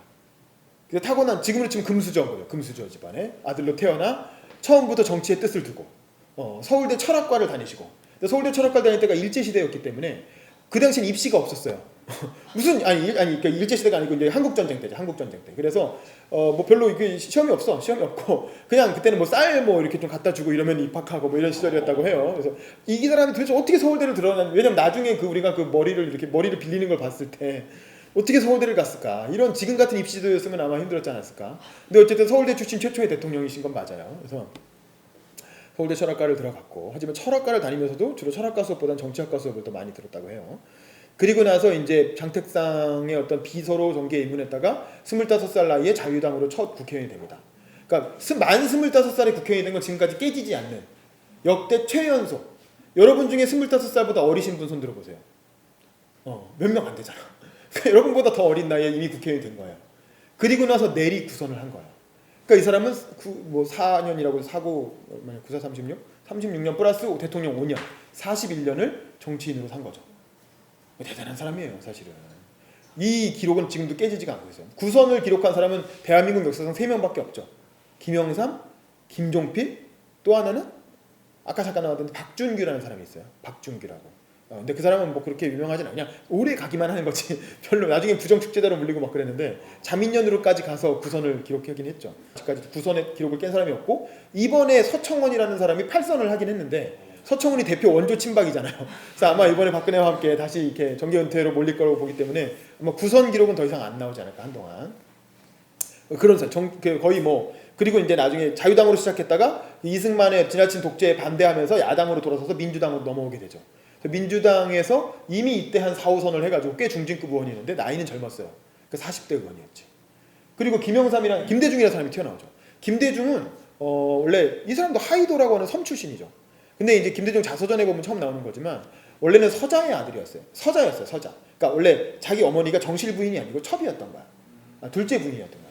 둘째 부인의 아들이었는데 그래도 어쨌든 그 둘째 부인인 어머니가 굉장히 교육열이 높은 분이었어요. 그래서 섬에서 중학교까지인가 초등학교까지 다니고 나서 아이 우리 대중이가 공부 잘하고 똑똑하니까 공부를 더 시켜야 돼 해가지고 목포로 이사를 왔어요. 목포를 이사로 와서 목포상고는 지금으로 치면 특목고라고 보면 돼요. 그 상고라고 해서 공부 못하는 학교가 아니에요. 그 당시에는 시험되는 게 최고이기 때문에 상고는 굉장히 중요한 학교였고 되게 좋은 학교였고 명문고등학교 보낸 거야. 좋은 학교 보낸 거죠. 그 당시 대학 가는 건 상상도 못하던 시절이었고 동네 나와서 상고 나오면 잘 나온 거지. 그건 노무현도 마찬가지예요. 그 당시 부산상고 부산상고 맞죠? 노무현. 되게 좋은 학교였어요. 어쨌든 그 목포상고를 나오시고 그다음에 바로 실업계로 뛰어들죠. 그래서 무슨 기업을 처음엔 회사원을 하다가 나중에 자기가 돈을 모아갖고 회사를 차리죠. 그래서 이 사람도 해운 회사를 해가지고 배 굴리는 회사를 해서 꽤 돈을 많이 벌고 그 다음에 무슨 조그만 언론사도 하나 차려요. 지역에. 전남 매일신문인가? 뭐 언론사 사주도 하고 그러니까 김대중이 자서전에 보면 뭐라고 하면 그 당시에 20대 한 중후반에는 돈 버는 게 너무 재밌고 돈 버는 게 너무 쉬운 거야. 내가 만약에 정치 안 하고 계속 돈을 벌었으면 아마 김대중 재벌이 됐을 거라고. 김대중 그렇게 얘기해요. 그 당시엔 정말 실업가들이 아마 계속 사업을 했으면 나중에 박정희 정부가 들어섰을 때 박정희 정부하고 이렇게 이병철, 정주영처럼 연결이 돼서 굉장히 쉽게 사업을 해가지고 잘 나갔을 수도 있어요. 제 생각에는. 그래서 김대중이 항상 하는 얘기가 상인의 현실 감각과 그 선비의 문제의식 이걸 동시에 갖춰야 된다는 얘기를 많이 하잖아요. 본인이 상인 출신이기 때문에 그런 얘기를 하는 거야. 사업가 출신이라서. 그 사업가인데 이 사람도 이제 정치 바람이 든 거지. 사실은 사업가들은 그러면 안 돼요. 그러면 안 되는데 그러니까 원조 CEO 출신 정치인인 거야 김대중이. 근데 이제 20대 때 돈을 엄청 많이 벌어갖고 동네에서 진짜 부자였는데 근데 어느 순간 이때가 막 해방공간 되고 막 건국준비위원회 나오고 막 없던 나라를 만드는 시점이니까 이 가슴 뜨거운 혈기 넘치는 청년이 그걸 보고만 있을 수가 없는 거지. 이 나라를 만드는 사업에 참여해야 되지 않겠느냐. 그래갖고 뛰어든 거예요. 뛰어들어서 이제 건국 과정에 뛰어들어서 처음에는 여운형이 이끌던 건국준비위원회를 들어가요. 그래서 처음에는 이제 여운형 인민공화국에 참여를 하려고 했다가 그 당시 공산주의 왜냐면 사업가 출신이니까 좌파들이 좋아하겠어요. 그러니까 부르주아 계급인 거 아니야. 자기 어쨌든 자본가잖아. 그러니까 좌파들이 보기에는 이 새끼 뭐야 이렇게 된 거예요. 그러니까 이제 안에서 싸우고 튀어나왔어요. 이거 좌파들하고는 같이 못하겠구나 빨갱이들하고. 그리고 나와서 이제 우파로 돌아서 가지고 나중에 이제 보수 세력의 한민당에 참여를 하게 되는 거죠. 그래서 이제 김대중은 아까 나왔던 장면이라고 하는 사람과 연결이 돼요. 그러니까 김영삼을 이끌어준 건 장택상이라는 사람이고 김대중을 이끌어준 건 장면이라는 사람이에요. 근데 김영삼은 일찌감치 좋은 자기 고향의 공천을 받아서 쉽게 국회의원이 됐어요. 근데 김대중은 되게 운이 나빴어요. 처음에는 무소속으로 출마했다가 떨어졌고 그때 이미 돈을 엄청 많이 썼어요. 자기가 벌어놓은 돈으로 정치를 했을 거 아니에요. 근데 그 당시에 무조건 돈으로 매수하던 시절이니까 처음에 나왔을 때 무소속으로 자기가 워낙 지역 기반이 탄탄하고 다 돈도 많고 워낙 자기가 연고가 있다고 생각했기 때문에 나는 굳이 공천 같은 거 안 받겠다고 그러고 무소속으로 나온 거야. 근데 그랬다가 결국에는 공천 받은 후보한테 판판이 깨졌어요. 그리고 나서 돈도 많이 쓰고 안 되겠다 해가지고 그때 이제 장면하고 연결이 돼서 장면 정부의 대변인으로 들어갑니다. 그러니까 원외 대변인인 거예요. 국회의원은 아니지만 장면이 되게 귀엽게 보고 말을 워낙 잘하니까 대변인을 시켜준 거예요. 그래갖고 대변인으로 들어와서 맹활약을 했어요. 명 대변인이었다고 해요. 기자들도 엄청 좋아하고 아주 유명했다고 해요. 그랬는데 이상하게 국회의원하고는 좀 안 맞았어요. 그래서 그 다음에는 강원도 인제에서 보궐선거가 나오니까 그래 강원도라도 가서 당선되자 해서 강원도로 갔다가 거기서 또 떨어지고 그래서 한 3번을 국회의원을 떨어져요.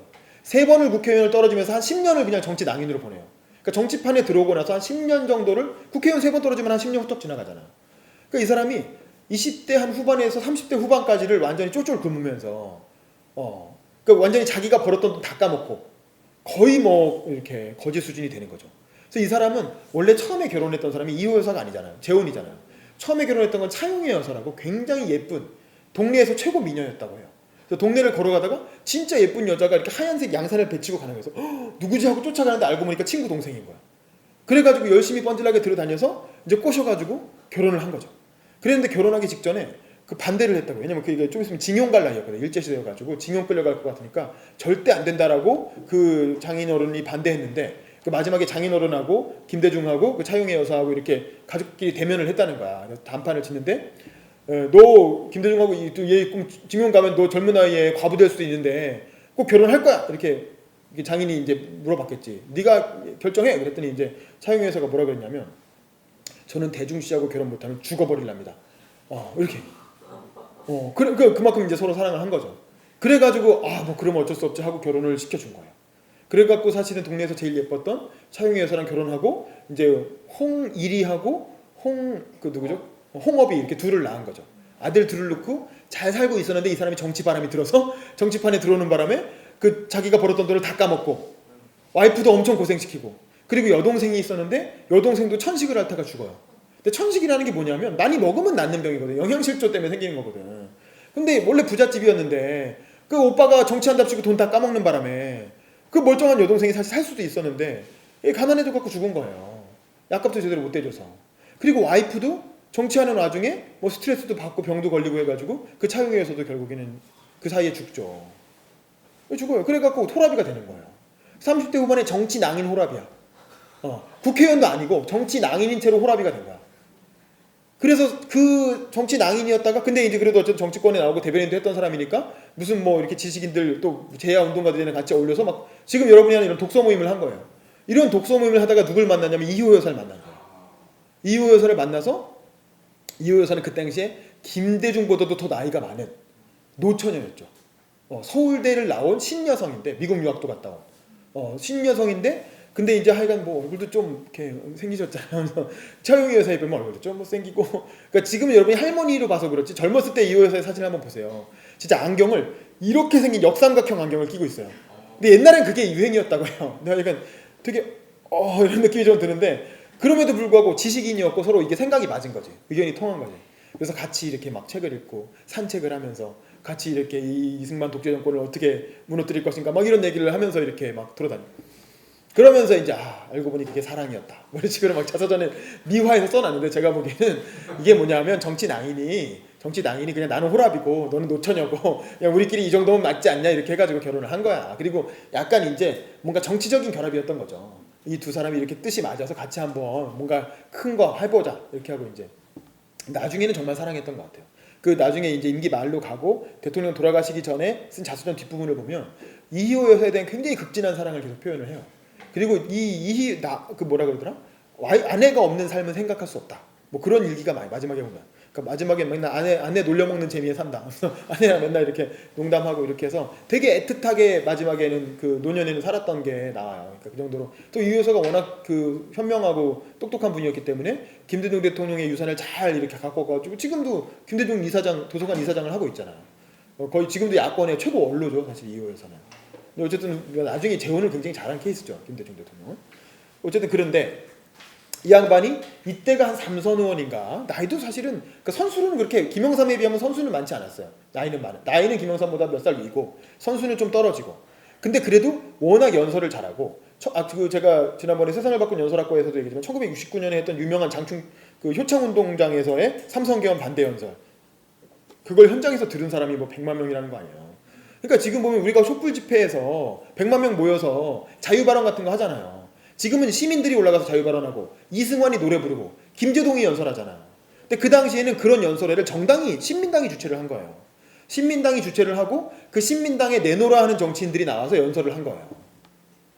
그 100만 명이 같이 그런 연설을 막 들은 거죠. 그러니까 거기서 연설한 사람들이 스타가 되겠어요, 안 되겠어요? 지금 이재명이 그 촛불 집회에서 연설 많이 해갖고 막 스타로 떠오르잖아요. 그런 것처럼 그 삼성개헌 반대 운동에 수혜를 받은 사람이 바로 이런 사람들이었던 거죠. 야권의 젊은 정치인이고 웅변가들 연설을 잘해서 이렇게 떠오른 거예요. 그래서 이 사람들이 뭐 이렇게 김영삼, 김대중 막 지금 이재명처럼 인기가 떠오르니까 그때 이제 윤보선이 2번 대통령 선거를 나왔다가 박정희한테 다 지고 도저히 윤보선으로는 더 이상 안 된다. 이런 얘기가 나오니까 1970년에 3선 대통령 선거 때는 이제 윤보수 말고 다른 후보를 내자라는 얘기가 나왔고 그때 야당의 대표는 유진산이라는 사람이었어요. 근데 유진산은 박정희 정부와 약간 협력하는 노선을 취했어요. 뭐 타협할 건 하면서 가자 뭐 이런 거죠. 근데 젊은 사람들은 되게 반대를 많이 했어요. 그러니까 유진산을 뭐라고 불렀냐면 사쿠라라고 불렀어요. 사쿠라 이제 변절자 뭐 타협하고 이런다 이거지. 그러니까 저놈하고는 같이 할 수 없다. 그 제야 세력도 그렇고 이 박정희 군사정부와는 비타협적으로 싸워야 된다는 강경 노선. 그걸 선명야당론이라고 하거든요. 선명야당론을 내세운 지도자들이 인기를 끌었는데 그 대표적인 게 김영삼, 김대중 이런 사람들이었죠. 그래서 이 사람들이 너도 나도 그러면 우리가 그냥 대통령 72년 대통령 선거에 우리가 나가겠다라고 주장하면서 처음에는 김영삼이 먼저 튀어나왔고 근데 김영삼이 혼자 나오면 그때 이제 유진산이 뭐라 그러냐면 구상유치라고 해서 구상유치. 입에서 젖비린내가 나는 어린애들이다. 얘들이 무슨 40대 초반 42살, 45살이 무슨 대통령이냐 뭐 이런 얘기를 했던 거예요. 그랬는데 이제 혼자서는 안 되겠으니까 김대중을 끌어들이고 이철승이라는 사람을 끌어들여서 그 세 명이 같이 40대 기수론을 내세우면서 세대교체를 시도한 거죠. 그래서 40대 기수, 그러니까 이 사람들은 지금으로 치면 민주당 청년위원회 나이 정도 되는 민주당 청년위원회가 45살까지잖아요. 그러니까 그 정도 나이 되는 청년 후보들이 대통령이 되겠다고 나온 거예요. 지금 우리나라에서 45살로 국회의원도 못 되죠. 근데 이 사람들이 그때 이미 대통령이 되겠다고. 그러니까 뭐 굉장히 젊은 이렇게 세대교체가 일어난 거죠. 근데 참 안타까운 점은 뭐냐면 김영삼과 김대중이 동시대에 나왔다는 거예요. 그래서 사실 김영삼이 이 우리나라 현대 그 민주화 운동의 역사에서 김영삼만 있었거나 김대중만 있었으면 우리나라 역사가 굉장히 어떻게 보면 편하게 갔을 수도 있어요. 근데 어찌하여 하늘은 거산을 낳고 또 후광을 낳았단 말이냐. 거산이 김영삼의 호고, 후광이 김대중의 호거든요. 그러니까 김영삼과 김대중이 나이도 비슷하고 성향도 비슷하고 동시에 그것도 한 명은 경상도에서 한 명은 전라도에서 나왔다는 게 이게 우리나라 민주화운동에 되게 비극을 가져오게 되죠. 근데 두 사람은 너무나 탁월한 지도자였음에도 불구하고 이제 그런 문제가 있어요. 김영삼, 김대중은 특징이 이래. 김영삼은 굉장히 그 다혈질이고 그리고 논리보다는 감성에 의존하는 정치인이었어요. 우리가 김영삼의 별명은 그냥 감의 정치인, 감의 정치인. 감이 굉장히 탁월한. 정치는 되게 그런 면이 있잖아요. 센스가 있는 탁월한 사람이었어요. 그래서 아까 막 머리는 빌릴 수 있다고 했잖아요. 이성보다는 감각적인 정치를 했고 뭐 그런 거예요. 그리고 인품이 되게 뛰어났어요. 그래서 김대중과 김영삼을 비교할 때 이런 얘기를 많이 해요. 김영삼은 이렇게 그 지식인이나 교수가 와서 이렇게 얘기를 하잖아요. 그러면 계속 끄떡끄떡 듣기만 해요. 맞아요, 맞죠. 그러면서 이렇게 끝나고 가면 그 사람은 김영삼한테 자기가 뭘 엄청 가르쳐줬다는 느낌을 가지게 돼요. 그러면서 김영삼을 지지하게 돼요. 왜냐면 내 말을 많이 들어줬으니까 저 사람이 대통령 되면 나를 장관시켜줄 것 같거든. 그리고 근데 김대중은 교수하고 만나도 자기가 계속 얘기해요. 그러니까 교수가 이렇게 돼서 그러면 나오면은 김대중 진짜 똑똑하다 이런 생각을 하면서도 왠지 저 사람한테 내가 필요 없다는 느낌이 들어요. 너무 똑똑하고 다 알아. 나보다 더 잘 알아. 그러니까 별로 내가 필요 없을 것 같아. 그래서 별로 주변에 사람이 없고 김영삼은 이제 사람들을 다 자기 편으로 끌어들이고. 그러니까 기자를 관리할 때도 그랬다고요. 이거 김대중 그 죽이기라는 그 책에 나오는 아주 유명한 얘기인데 김영삼 강준만 교수 책에 보면 기자들이 옛날에 촌지를 많이 받았단 말이에요. 정치인들한테. 그 당시에 기자가 워낙 박봉이니까 그런 촌지로 많이 먹고 살았거든요. 지금은 뭐 김영란법이 뭐 전혀 말도 안 되는 얘기지만 그랬다고요. 그러니까 김대중은 촌지를 줄 때 예를 들면 이제 이게 뭐 김 기자, 뭐 윤 기자 이거 기사 잘 써줘야 돼. 그러면서 이제 지갑을 꺼내갖고 돈을 이렇게 해가지고 이렇게 만 원 이렇게. 왜냐면 김대중은 자기 돈 다 쓰고 알거지가 된 상태로 정치를 했기 때문에 돈이 별로 없었어. 그래서 딱딱딱 세가지고 5만 원 이렇게 하면서 이렇게 딱 쥐어주는 거예요. 그럼 네 총재님 이러면서 이렇게 멋쩍어 하면서 받아가는 거지. 김영삼은 어떻게 촌지를 주냐면 윤 기자 이거 잘 부탁해 하면서 지갑을 주는 거예요. 얼마인지 보지도 않고 그냥 지갑을 주는 거야. 지갑채로 그냥. 그게 김영삼의 스타일이었다. 그러니까 언론계의 김영삼 장학생이라고 해가지고 김영삼이 그렇게 촌지 줘서 키운 정치인들이 그래서 그렇게 기자 출신을 키워갖고 나중에 공천 줘서 정치인 만든 그런 사람들이 엄청나게 많았어요. 상도동계 정치인들은 대부분 그런 기자 출신들이 되게 많아요. 뭐 그렇죠. 자 그런 캐릭터가 좀 달랐다. 근데 김대중은 굉장히 논리적이고 공부도 많이 하고 서울대를 나온 김영삼보다 고졸인 김대중이 훨씬 더 똑똑했죠. 아는 것도 지식도 많고 지식인형 정치인이죠. 사실 김대중은 상인 출신이면서. 근데 이런 민주당이 결국엔 이 둘이 동시대에 나왔고 둘 다 대통령이 목표였기 때문에 결국엔 둘은 갈등할 수밖에 없었던 거예요. 그래서 1987년 민주화 운동할 때까지는 뭐 민취협인이 논의해서 같이 갔죠.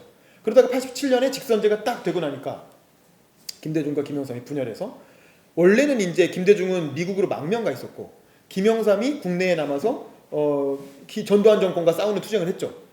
그래서 사실은 김영삼이 당내의 세력이 더 컸어요. 김대중은 미국에 망명가 있었잖아. 그래서 김영삼의 상도 동계가 주류였고 동교 동계는 약간 비주류였어요. 그런데 이제 딱 그리고 김대중은 이미 81년에 5.18과 엮여갖고 내란 음모죄에 걸려서 사형까지 판결을 받았었어요. 사형 언도를 받았다가 사면받고 미국으로 망명 갔었기 때문에 사실상 피선거권이 복권되지가 않았어요. 그래서 대통령 선거에 나올래야 나올 수가 없었어요. 그랬는데 노태우가 6.29 선언이라는 걸 하면서 6월 항쟁의 어떤 결과 나온 게 6.29 선언이잖아요. 그 직선제를 하겠습니다라고 해서 뭐 6.29 항복 선언이라고 하는데 6.29 선언의 사조가 뭐냐면 김대중을 사면한다는 거였어요. 김대중을 사면해서 피선거권을 회복시켜준 거죠. 그러니까 이게 사실 엄청난 노림수가 있었던 거지. 지금 박근혜 대통령이 얘기한 무슨 꼼수가 있다 그러잖아요. 사실 이게 엄청난 꼼수였던 거야. 그러니까 군부 정권은 그걸 미리 알았던 거예요. 지금 뭐 기록에 보면 다 나와요. 회고록들 보면. 그 당시에 이걸 기획했건 오히려 전두환이었다고 해요. 전두환이 다 이렇게 기획을 했고 김대중을 사면 복권시켜주면 김대중은 반드시 대통령 선거에 출마할 것이다. 그러면 김영삼과 김대중은 결코 화합하지 못하고 그러니까 지금도 국회가 합의해서 대선 퇴진일자 정하라는 거 아니에요. 근데 박근혜는 알고 있다는 거 아니에요. 니네 합의 못할 거잖아. 알면서 했다는 거 아니에요. 마찬가지로 그때 신군부는 알고 있었다는 거예요. 김영삼과 김대중은 절대 합의 못해. 그 성격을 다 파악했기 때문에 절대 합의 못할 거기 때문에 얘들은 둘 다 나오라고 하면 둘 다 나온다. 표 분열된다. 그래서 우리가 된다. 이런 전략을 이미 다 하고 있었던 거야. 그래서 실제로 그렇게 했더니 실제로 둘 다 나왔죠. 그래서 둘이 사이좋게 표를 갈라먹었죠. 그래서 1등이었던 노태우가 30 몇 프로 정도 받았고 이 사람이 둘 다 20 몇 프로씩 28% 24% 이렇게 받았나? 그래서 표 사이좋게 갈라먹고 결국에는 노태우가 당선되는 그런 결과를 가져왔죠. 근데 사실 그때 김대중은 어떻게 생각하냐면 김대중은 사자필승론이라는 걸 내세웠어요. 근데 상식적으로 생각해보면 당연히 김영삼이 될 것 같잖아요. 왜냐면 경상도 인구도 더 많고 근데도 불구하고 김대중은 되게 논리적이어서 어떻게 생각했냐면 경상도는 표가 분산되지 않느냐. 왜냐하면 경북에 노태우 후보가 나오고 경남에 김영삼 후보가 나오고 그리고 충청도에는 김종필이 나왔단 말이에요. 그러면 그리고 호남, 전라북도, 남도를 합쳐서 김대중만 있잖아요. 그러니까 그리고 수도권은 김대중이 인기가 더 많았단 말이에요. 그러니까 김대중이 이렇게 생각해보면 사자필승론 김종필, 김영삼, 김대중, 노태우까지 다 나오면 보수 세력은 표가 3개로 나눠지고 진보 세력은 자기 하나만 남는다 이거지. 그러니까 자기가 당선될 거라고 생각한 거야. 그 당시엔 여론조사라는 게 없었거든. 지금처럼 여론조사가 과학적이지도 않고 그냥 대충 어림 계산을 해보면 자기가 된다 이렇게 본 거예요. 그래서 사자필승론이라고 해가지고 자기가 된다는 계산으로 나온 거야. 그런데 까보니까 웬걸 민주화 세력은 분열하고 이제 보수 세력은 그리고 사표방지 시민 때문에 김종필은 거의 찌그러지고 그 다음에 이제 김영삼 표는 많이 떨어지고 노태우한테 몰표가 돼서 결국 노태우가 당선 이런 결과가 나온 거죠. 김대중이 제끼에 넘어간 거죠. 너무 똑똑하다 보니까 너무 자기의 어떤 위시풀 띵킹 자기한테 좋을 대로만 생각하는 거야. 자기가 원하는 대로만 생각하는 거야. 원하는 미래가 펼쳐질 거라는 낙관적 전망에 빠져서 어이없는 그런 실수를 한 거죠. 이게 사실 김대중 정치 인생에서 가장 큰 패착이에요. 이게 김대중 대통령이 나중에 자서전에서도 나라도 양보했어야 된다 라고 얘기했는데 그건 사실 나라도 그게 아니라 정말 김대중이 역사에 큰 죄를 지은 거예요. 그것 때문에 민주화가 5년이 늦어진 거예요. 어찌됐건 그리고 그거로 인해서 받은 상처 그 야권 그 민주화 운동화에서 목숨 걸고 싸웠던 많은 사람들이 김영삼과 김대중 보수 정치인들한테 엄청난 실망을 하게 되는 계기를 가져왔고 환멸을 느끼게 되고 그걸로 해서 정치에 대한 불신도 엄청 커지고 뭐 그런 게 가져왔죠. 사실 그때 김대중이 꾹 참고 5년 기다렸으면 다음번에 대통령 됐을 텐데 근데 뭐 어쨌든 뭐 결국 대통령이 됐잖아요. 다음에 근데 뭐 그랬죠. 어쨌든 이게 이제 87년의 안타까운 점이고 그래서 당이 두 개로 쪼개졌다가 이 통일민주당은 아까 말한 민주자유당이 흡수되죠. 3당 합당을 통해서 민주자유당이 합수되면서 이제 없어져요. 김영삼이라는 사람은 이제 야당의 역사에서 없어지는 거야. 그리고 여당으로 넘어가요. 근데 여당에서도 사실은 김영삼은 잘 안 쳐주거든요. 그렇잖아. 여당에서도 사실은 박정희, 이승만 얘기하지 김영삼 얘기하는 사람은 없잖아요. 그러니까 김영삼은 사실은 존재가 애매하게 붕 떠버린 거야. 그러니까 진보 세력도 아니고 보수 세력도 아니고 민주화 세력도 아니고 산업화 세력도 아니고 애매하게 붕 떠버려서 지금은 아무도 김영삼을 자기 정당의 어떤 그 원조로 생각한 사람이 없어져 버렸어요. 김영삼은 대통령은 5년 빨리 됐지만 자기 입지를 스스로 없애버린 거야. 그러니까 그거는 역사적으로 보면 본인이 굉장히 큰 실패라고 할 수 있죠. 어찌됐건 또 많은 사람들의 마음에 상처를 남겼죠. 그리고 나서 이제 한국의 야당은 이제 김대중의 정당이 됩니다. 이제 야당에는 김대중만 남은 거야. 김대중을 제외한 나머지 모든 세력은 다 여당으로 넘어갔거든. 그리고 김대중만 끝까지 야당을 지킨 거야. 그래서 민주당이랑 그 평화민주당이라는 정당 이름을 바꿔요. 정계 은퇴했다가 다시 돌아와서 뭐 꼬마민주당 무슨 합치고 민주당 됐다가 나중에 이제 새정치국민회의라고 하는 정당을 만들어서 결국에는 이제 97년 대통령 선거에 나오게 되죠. 97년 대통령 선거에 나왔을 때도 거의 김대중이 될 거라고는 아무도 생각 안 했어요. 왜냐면 김대중은 워낙 여러 가지 나이도 너무 많고 거기에 이제 빨갱이라는 그런 뭔가 오랜 의혹도 있고 거짓말쟁이 대통령 선거 나왔다가 야권 분열시키고 뭐 정계 은퇴했다가 뒤집고 워낙 뭐 여러 가지 흠이 있었기 때문에 대통령이 되게 어려운 상황이었는데 그랬는데 이제 기가 막히게 아까 말한 DJP 연합이라는 걸 통해서 김종필도 끌어들이고 거기에 운 좋게 이인재가 튀어나와서 500몇 표 갈라먹고 그런 몇 가지 또 아들 비리 터지고 이해창 여러 가지 그 진짜 기적 같은 일들이 연달아 터지면서 김대중이 50년 만에 처음으로 정권 교체를 투표에서 처음으로 정권 교체를 한 거죠. 우리나라에서 한 번도 투표로 정권이 교체된 적이 없잖아요. 이승만이 하야하거나 뭐 쿠데타를 일으키거나 이렇게 해서 정권이 바뀌었지 한 번도 국민이 투표로 정권을 뽑은 적이 없거든. 근데 이때 처음으로 평생을 야당만 했던 사람이 투표를 통해서 정권을 바꾼 거야. 사실 이 김대중의 기여라는 건 정말 뭐 엄청난 거죠. 저는 김대중 대통령은 사실은 이 정권 교체를 했다는 것만으로도 역사에 엄청난 기여를 했는데 우리나라 민주화의 거의 그 화신이라고 할 수 있죠. 그럼으로써 김영삼은 민주화 대회에서 이탈해버린 거고 그래서 자기가 문민 대통령이라는 걸 더 강조하려고 문민정부라고 이름도 지었지만 IMF를 맞으면서 결국 이제 도덕성이 무너져버렸고 정당성이 김대중은 어쨌든 IMF 위기를 극복하고 정권 교체에 성공했고 거기다가 남북 정상회담까지 탁 터뜨리면서 이제 임기의 전성기를 맞이하고 노벨 평화상 딱 이렇게 해서 이제 우리나라 역사에서 거의 유일한 성공한 대통령으로 남게 됐는데 막판에 이제 아들 뭐 홍걸 홍업 그 홍트리오 있잖아 홍삼 트리오가 이제 아주 줄줄이 그 지금 최순실에 비하면 아주 별것도 아닌 시시한 그런 비리인데 그런 거에다 얽혀 들어가면서 결국에는 이제 임기 말에 좀 이미지가 안 좋아졌죠. 그래서 임기 말에 이렇게 아들도 제대로 관리를 못해갖고 친인척 비리에 막 휩싸이면서 마지막에 사과도 많이 하고 결국 물러날 때 인기는 별로 좋진 않았어요. 근데 어찌 됐건 새정치 국민회의로 당선돼서 나중에 새천년 민주당이라는 이름으로 또 당 이름을 바꾸죠. 그래서 그 당시 그래서 이제 이때부터 민주당이라는 이름이 민주당이 딱 바뀌게 되는 거예요. 그래서 이제 이걸 약칭이 민주당이었고 김대중은 자기가 정치를 민주당으로 시작했기 때문에 민주당이라는 이름에 굉장한 애착을 가지고 있었다고 해요. 그리고 자기는 민주화 세력이니까 민주란 말이 좋은 말이잖아. 그러니까 민주당이라는 이름을 계속 지켜가라고 했고 그 후배 정치인들한테도 민주당이라는 이름을 꼭 써야 된다라고 이제 유언을 남겼죠. 그래서 결국에는 김대중을 따르는 세력들은 계속 이합 집단에도 민주당이라는 이름을 버리지 않으려고 노력을 많이 하죠. 새천년 민주당을 만들었고 그래서 이제 김대중의 정당이라고 생각했는데 새로운 세력이 갑자기 번개처럼 등장한 거죠. 그게 뭡니까? 바로 노무현이죠. 노무현은 사실 김대중하고 그렇게 가까운 사람은 아니었어요. 노무현을 정치권으로 이끈 사람은 누굽니까? 김영삼이었죠. 김영삼이 발탁한 사람이에요. 사실 김대중이 데리고 온 사람들은 별로 없어요. 뭐 건노가 뭐 다 가신 비서들이고 사실은 김대중은 자기만 너무 똑똑했지 별로 후계자를 키우지 않았어요. 김대중이 발탁한 인물은 별로 없어요. 근데 김영삼이 굵직굵직한 정치인들을 많이 데리고 왔지.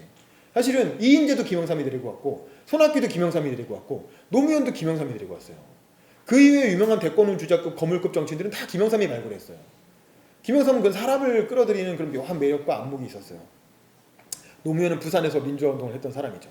사실은 뭐 이거 노무현 관련된 얘기는 영화 변호인도 있고 뭐 이런 유명하니까 원래는 그냥 상고를 나와서 막노동하고 뭐 이러는 사람이었죠. 그러다가 이제 형이 고시 공부했던 그런 기억이 있어서 나도 고시 공부 좀 해가지고 출세해야 되겠다는 생각으로 열심히 고시 공부해서 머리가 워낙 타고난 머리가 좋아서 전국에서 50명 뽑던 시절에 지금까지 사법고시 지금 뭐 1000명 뽑고 로스쿨 2000명 뽑잖아요. 그게 아니라 전국에서 변호사를 1년에 50명 뽑던 시절이 있었어요. 50명 뽑던 시절에 변호사가 된 거예요. 그 당시엔 변호사가 되면 그 자체로 신분 상승이에요. 그렇잖아요. 그야말로 이제 그 개천에서 용나게 되는 거죠. 그래서 변호사가 돼서 돈을 진짜 막 이렇게 쓸어 담았죠.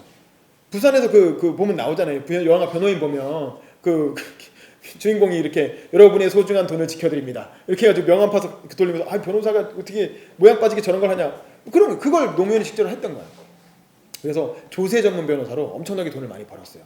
그래서 막 요트 타고 막 이렇게 취미생활이 요트 타는 거였고, 그러니까 엄청 잘 나가는 변호사였는데 그 불임 사건이라고 하는 그 민주화 운동 사건을 변호를 맡는 걸 계기로 원래 되게 그 의협심이 넘치는 사람이었기 때문에 원래 민주화 운동은 별로 안 좋아했지만 그걸 사건을 겪으면서 아니 죄 없는 청년들을 이렇게 고문하고 때리고 말이 되느냐.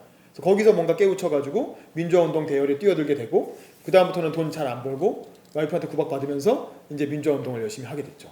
그래서 부산에서 민취업이라는 걸 부산지역 민취업을 이끌면서 부산 그 87년 6월 항쟁을 거의 이끌었죠. 부산에서는 꽤 유명한 지도자였고 그랬기 때문에 김영삼한테 발탁이 된 거지. 그래서 김영삼이 노변 더 이상 이제 이렇게 민주화 운동 시대는 끝났으니까 이제 정치랑 같이 합시다. 이렇게 해가지고 노무현 대통령을 정치판으로 이끌어서 88년 총선에 처음 국회의원을 만들어줬죠. 그리고 50 청문회 때 굉장히 논리적으로 따박따박 이렇게 말을 잘해가지고 국민들한테 저 국회의원 똑똑한데 이렇게 해가지고 자고 일어나니 엄청난 스타 정치인이 됐다는 거죠. 그래서 이제 50 청문회 스타로 이제 나타나가지고 사실 그 이후에 청문회라는 제도가 계속 있었지만 노무현만큼 청문회를 잘 이용해서 확 뜬 사람이 없어요. 그만큼 노무현은 굉장히 청문회에서 발근의 실력을 발휘했고 그 다음에 이제 여러 가지 부침이 있었지만 결과적으로는 민주당에서 아까 말한 새천년 민주당이 김대중이 인기가 떨어지고 나서 그 전에는 항상 전이 찍어줬거든. 다음 여기서 김심이란 말이 있었어요. 김영삼이 누구를 찍느냐, 김대중이 누구를 찍느냐, 김심은 어디에 있느냐. 정치권들이 맨날 그거 막 기자들이 그거 찾아다니는 게 일이었거든. 김심은 누구, 뭐 이렇게 뭐 김심은 DY, 뭐 김심은 뭐 이렇게.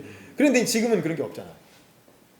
그랬는데 이제 이 양반은 김영삼의 3당 합당을 반대하고 원래는 무소속 해가지고 군소 꼬마 민주당이라는 걸 만들어서 하다가 계속 떨어졌죠. 부산에서 2번 국회의원 떨어지고 부산시장 나갔다가 또 떨어지고 부산에서 계속 떨어지다가 결국에는 그 새정치국민회의에 합류해서 겨우 종로에서 보궐선거에 나서 국회의원 당선되죠. 그러니까 서울에서 종로면 대통령이 나오는 지역구거든요. 이명박도 종로 출신 국회의원이잖아요. 그렇기 때문에 종로 국회의원이라는 굉장히 상징성이 있거든요. 그럼 종로에서 한 번 더 했으면 쉽게 대선 주자로 갈 수 있는데 종로 국회의원을 포기하고 다음에 다시 부산에 출마하겠습니다 라고 선언을 하고 부산을 내려가죠. 그러니까 많은 사람들이 엄청나게 감동하면서 박수를 쳤죠. 근데 이제 노무현은 그렇게 해야 내가 대통령 된다 라는 정치적 계산이 있었다고 했죠. 하지만 그래도 쉽지 않은 결단이었는데 그래서 자기는 지지율이 계속 앞서갔어요. 이길 줄 알았어요. 마지막까지 이길 줄 알았는데 그 국회의원 선거를 한 일주일인가 앞두고 김대중이 남북 정상회담을 합의했다고 땅 발표를 하죠. 그 김대중의 남북 정상회담 발표는 민주당 전체로 보면 엄청난 호재예요. 그렇잖아. 민주당 전체에게 도움이 되는데 부산에는 어떻게? 부산에는 엄청난 악재가 되는 거죠. 부산은 민주당을 반대하는 지역이니까 민주당의 호재가 터지면 부산 사람들이 싫어할 거 아니에요. 그러니까 노무현은 잘 나가다가 남북 정상회담 발표가 빵 터지자마자 갑자기 지지율이 팍 꺾어진 거야. 그래갖고 결국에는 다 이길 줄 알았는데 마지막 계속 이기다가 결국 투표 당일날 선거에서 져가지고 국회의원 또 떨어지죠. 그러니까 또 떨어지고 나니까 노무현이 그때 일성으로 뭐라 그랬냐면 농부가 밭을 탓할 수 있겠습니까? 이렇게. 나는 농사를 짓는 농부인데 밭을 어떻게 농부가 탓할 수가 있냐. 내가 농사를 더 잘 짓는 수밖에 없지. 그런 말이 막 그 지지자들의 심금을 울리면서 인터넷상에서 노사모라고 하는 노무현을 사랑하는 사람들의 모임이라는 그 자발적인 정치인 팬클럽이 그때 이제 인터넷에 열기를 타고 막 생겨요. 나도 그때 대학생이었는데 노사모 가입했으니까 별 생각 없이. 별로 활동은 안 했지만 인터넷상으로 나도 가입했어요 그때. 그래서 그 노사모가 중심이 돼서 2002년 대통령이 인기가 없어지니까 그럼 대통령은 아예 탈당해, 김대중은 아예 탈당해버리고 니들이 알아서 대통령 후보 뽑아 이렇게 한 거예요. 그래서 처음으로 미국식 경선 모델 오픈 프라이머리라는 걸 처음 가져와서 미국식 경선을 이제 제주도부터 해가지고 16개 시도를 이렇게 쭉 돌면서 순회 경선을 처음 우리나라에서 했죠. 거기에 출마를 했는데 처음에는 군소 후보였어요. 아무도 노무현이 그때는 이인재라는 사람이 아까 따져난 일로 들어와가지고 영입돼서 동교동계를 대표하는 게 이인재였거든요. 되게 역설적이게도. 그러니까 이인재 대선은 그 야당 내에서는 여당에서는 이인재 대선이 있었단 말이야. 그러니까 누구나 다 이인재가 될 거라고 생각했어요. 그런데 노무현이 이상하게 제주도에서 2등인가를 하고 울산에선 1등을 했는데 울산은 경상도니까 뭐 그럴 수 있다 쳐. 근데 호남으로 가면 동교동계가 지지하는 이인재가 당연히 1등할 거라고 생각했거든요. 거기서부터 이인재 대선이 시작될 거라고 생각했는데 호남의 중심인 광주 경선에서 노무현이 1등을 한 거예요. 부산 출신인 노무현이 광주에서 1등을 한 거지. 참고로 나는 그때 그 자리에 있었어요. 나는 그때 대학원생이었는데 참여연대에서 국민경선 모니터 감시단을 만든 거야. 왜냐면 국민경선당에서 후보들이 돈봉투 돌릴 수 있으니까 진짜 공정하게 경선하는지 시민단체들이 감시하러 가자 해가지고 대학생들을 모아서 국민경선 모니터 감시단을 만들어 갖고 내려간 거야. 나는 그때 대학생으로서 정치학과 출신이니까 감시하러 내려갔다가 거기서 경주 경선을 그 자리에 현장에서 지켜봤어요. 누구나 다 이인재 이렇게 나올 줄 알았는데 1등 노무현 이렇게 나오는 거야. 그러니까 거기서부터 진짜 엄청난 이렇게 열화와 같은 박수와 환호가 쏟아지면서 그 다음날 조간에서 광주 경선 노무현 1등 2변 이렇게 된 거죠. 그러면서부터 갑자기 노풍이라는 게 노무현이 누구야? 누군데 이렇게 된 거야? 옛날에 그 청문회에 나왔던 걔? 이렇게 하면서 갑자기 노무현에 대한 바람이 막 일어난 거야. 그걸 우리가 노풍이라고 불렀어요. 노풍. 노무현 바람이 확 일어나면서 갑자기 지지율이 알고 보니 노무현이 이렇게 훌륭한 사람이었어 하면서 노무현의 과거 뭐 청문회 스타 민주화운동 했던 거 그리고 거침없는 언행 그리고 이제 삼김 합당 그 3당 합당 안 따라간 거 이런 것들이 다 알려지면서 인기가 막 치솟아요. 지지율이 한때 50%까지 치솟았어요. 거의 안철수 현상 같은 그런 현상이 일어났던 거예요. 그 당시 노무현에게. 그래서 노무현 확 인기가 치솟아서 와 노무현이 대통령 되나 보다 라고 생각을 했죠. 그런데 후보가 되자마자 노무현이 그때 뭘 했냐면 자기는 이제 민주화 세력이 김영삼, 김대중 때문에 분열됐으니까 자기가 부산 출신으로 민주당 후보가 됐으니까 다시 김영삼 상도동계와 화해를 추구한 거예요. 그래서 자기는 이 분열된 민주화 운동 세력을 다시 하나로 묶겠다고 그 표방을 했어요. 원래부터. 그렇게 해가지고 김영삼을 찾아간 거야. 그 전직 대통령이었던 김영삼을 찾아가서 김영삼한테, 그때 김영삼 대통령이 김영삼이라고 써진 시계를 많이 뿌렸거든요. 김영삼 시계 저 그 대통령 총재님 저 아직도 이 시계 차고 있습니다 하면서 김영삼 시계를 보여주면서 같이 웃으면서 사진을 찍은 거야. 근데 그게 다음날 언론에 다 나가면서 인기가 팍, 왜냐면 김영삼은 IMF 위에 워낙 인기가 없는, 지금으로 치면 전두환 박근혜 같은 대통령인 거예요. 근데 거길 가서 이러고 사진을 찍었으니 갑자기 인기가 팍 떨어지면서 이제 다시 이렇게 내려가가지고 막 뭐 그러니까 난리도 아니고, 그러니까 뭐 후단협이 나타나서 막 뒤흔들고 뭐 난리가 났죠. 그러는 와중에 지지율이 막 떨어졌다가 거기서 이제 정몽준 또 나오고, 그래서 정몽준이 또 세상 만들고 그래서 단일화 난리치고, 그러다 결국 정몽준하고 단일화를 여론조사로 하고, 여론조사 결과 아슬아슬하게 노무현이 이겨갖고 정몽준이 양보해서 단일화가 됐죠. 그래서 그런 진짜 부침을 겪으면서, 그래서 선거 당일날 정몽준이 갑자기 지지 철회하고 선거 전날 그렇게 해가지고 한밤중에 난리 나고, 그때 그래서 정몽준이 지지 철회한 날 밤에 그 밤 사이에 그 전화랑 문자가 1억 통이 터졌다는 거예요. 우리나라 인구가 5천만인데 1억 통이 전화랑 문자가 터졌다는 거야. 밤에 난리가 난 거야. 서로 이거 알려주고 너 내일 꼭 투표해야 된다. 나만 해도, 우리 엄마는 원래 이회창 되게 좋게 생각해서 이회창 찍으려고 했는데, 내가 그때 우리 엄마 발을 붙잡고 엄마 노무현 떨어져요 이러면서 이렇게 제발 찍어주세요 이렇게 해가지고 우리 엄마까지 노무현을 찍었어요. 그러니까 그게 사실은 이게 악재인 줄 알았는데 오히려 호재가 된 거죠. 그래서 노무현이 됐어. 노무현이 대통령이 됐고, 그리고 나서 이제 열린우리당이라는 정당을 창당. 왜냐면 기존의 민주당 안에는 김대중을 따르는 호남 세력도 있었고 동교동계가 같이 있었는데, 그 동교동계가 후단협이라 그래서 노무현이 인기가 떨어졌을 때 막 후보를 흔들려고 했던 사람들이거든. 정몽준 편에 서서. 그게 대표적인 게 지금 김민석 이런 사람들이잖아요. 그때 김민석이 그래서 김민세라는 뭐 철새 정치인이라는 별명이 생기고. 그래서 이제 그런 사람들을 잘라내고 열린우리당이라는 전국 정당을 만들겠다. 호남에서 벗어나서 이렇게 열린우리당을 만들었었죠. 처음에는 47석인가 군소정당으로 시작했다가 탄핵을 거치면서 갑자기 그러니까 확산기 갖고 150석이 넘는 제1당이 됐었죠. 그랬는데 이제 열린우리당, 그때 이제 김근태라고 하는 사람이 민주화운동의 어떤 대부로서 또 열린우리당 당의장도 하고, 사실 보면은 그 민주화운동 세력이 전성기였다고 할 수 있죠 이때가. 그랬는데 이제 노무현 대통령은 본인은 되게 훌륭한 사람이었지만 그 따르는 참모들이나 어떤 그 세력 자체는 사실은 별로 준비가 안 된 사람들이 많았어요. 사고도 많이 쳤고, 본인도 합법이나 이런 데에 있어서 세련되지 못한 합법을, 뭐 대통령 못 해먹겠습니다, 뭐 이쯤 되면 막 하자는 거죠. 뭐 유명한 말 많이 했잖아요. 그 주머니에서 이렇게 손 딱 찌르고 말이야, 부끄러운 줄 알아야지 뭐 이런. 근데 그게 현장에서 들을 땐 멋있는데, 근데 나중에 그 신문에 이렇게 사진으로 나오거나 활자화돼서 나오면 좀 그렇거든요. 근데 대통령이 자초한 거예요 본인이. 그래가지고 결국엔 지지율이 팡팡팡 떨어져서 나중에는 굉장히 지지율이 낮은 상태로 임기가 끝났죠. 그리고 다들 노무현 이렇게 거리두기 하고, 정동영 같은 사람은 막 탈당해가지고 노무현하고 관계 없다는 듯이 이렇게 했잖아요. 그 노무현 등에 칼 꽂고 이런 짓들을 많이 했죠. 그래서 열린우리당도 없애버렸잖아요. 열린우리당은 도저히 안 될 것 같으니까. 사실은 지금 생각해보면 열린우리당 없애지 말고 그냥 정동영이 열린우리당 후보로 나와서 떨어지고, 그 다음에 열린우리당으로 있다가 예를 들어 이명박이 잘못하면 다시 열린우리당이 지지율을 받을 수도 있는 거잖아요. 근데 너무 쉽게 당 이름을 없애버리고 다시 그냥 호남으로 돌아가야 된다. 왜냐면 호남이 그나마 믿을 만한 그 지역 기반이니까 호남을 다시 먹어야 된다. 그래서 다시 결국에 민주당으로 합쳐버리죠. 그래갖고 이제 대통합 민주신당이라는 그 이름도 이상한, 대통합 민주 신당. 아니 도대체 100년 지나가면 신당이라는 이름을 어떻게 쓸 거야. 근데 당 이름에 신자를 써가지고 대통합 민주신당이라는 정당을 만들어서 정동영이 대선 후보로 나왔다가 똑 떨어지고 무려 500만 표 차이로. 아니 어떻게 500만 표 차이로 떨어질 수가 있어.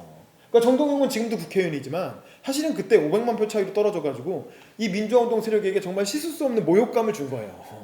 그 이후로 정동영은 뭘 해도 안 되잖아요. 그래서 사실은 이 사람은 사실은 그때 왜냐면 이 정동영이 이때 나올 타이밍이 아니었거든. 정동영은 노무현 정부의 황태자였어요. 통일부 장관도 하고 당의장도 하고 노무현 정부에서 좋은 자리는 다 했거든. 그러면 자기가 또 대통령 하겠다고 나오면 안 되지. 그렇지 않아요?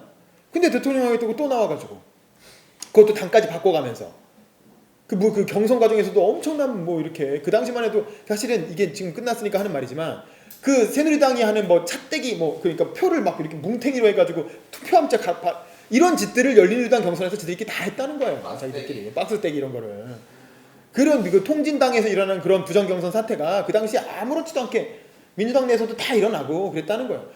물론 뭐 워낙 세력이 컸으니까 당선됐겠지만 그렇게 해서 됐고, 그 다음에 이제 도저히 민주당 내에서는 이제 대통령 후보를 만들 수가 없으니까 손학규라는 그 한나라당 출신 정치인을 또 영입해 와가지고 또 그 사람을 당 대표로. 그러니까 이런 사람들이 이게 정당성과 리더십을 가질 수가 있겠냔 말이지.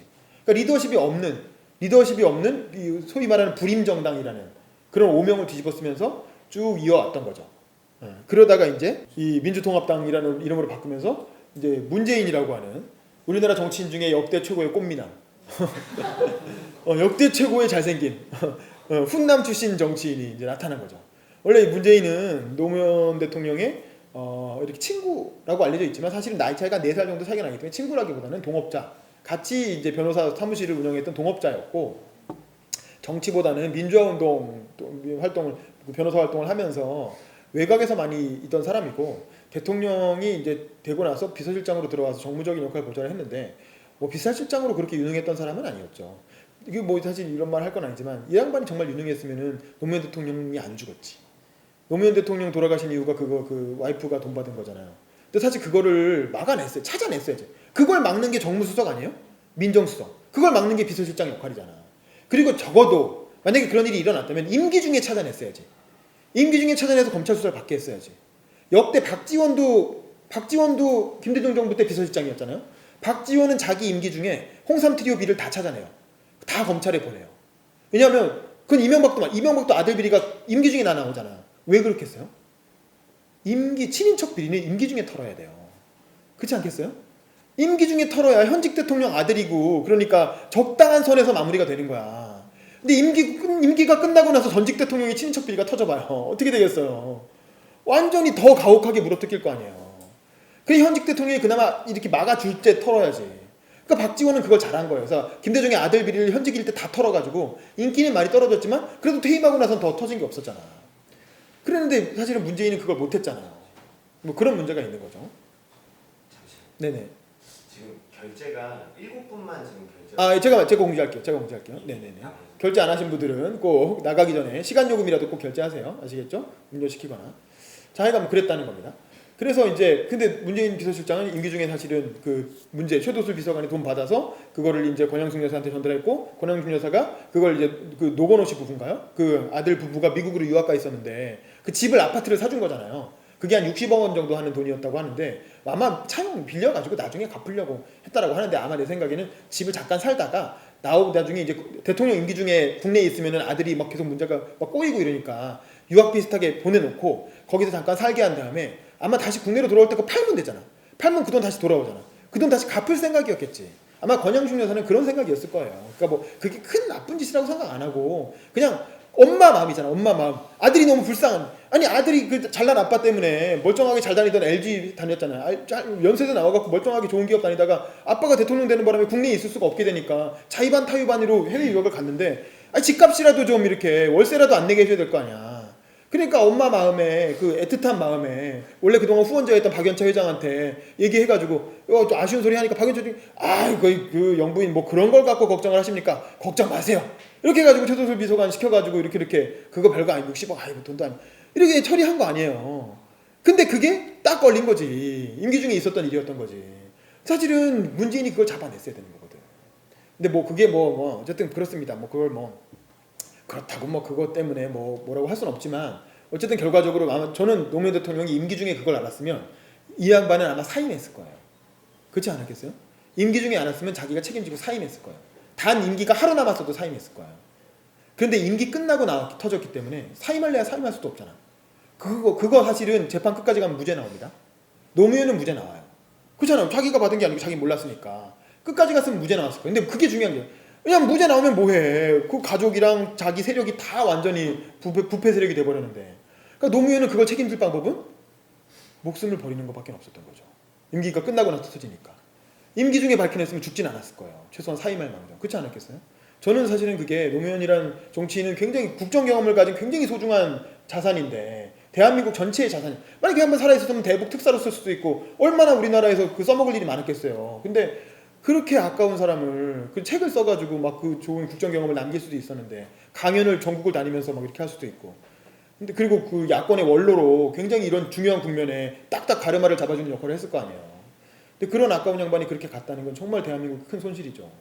근데 어찌됐건 그 노무현 세력이 친노 세력이 노무현 대통령이 죽고 나 노무현 대통령이 죽었을 땐 패족이라 그랬고 아무도 나 친노 아니야 나 노무현하고 관계없어 이러고 다 거리 뒀던 사람들이 노무현이 죽고 나니까 갑자기 나도 친노 나타나기. 그래서 사실 문재인은 개인적으로는 훌륭하신 분이지만 인품은 되게 훌륭하시다고 해요.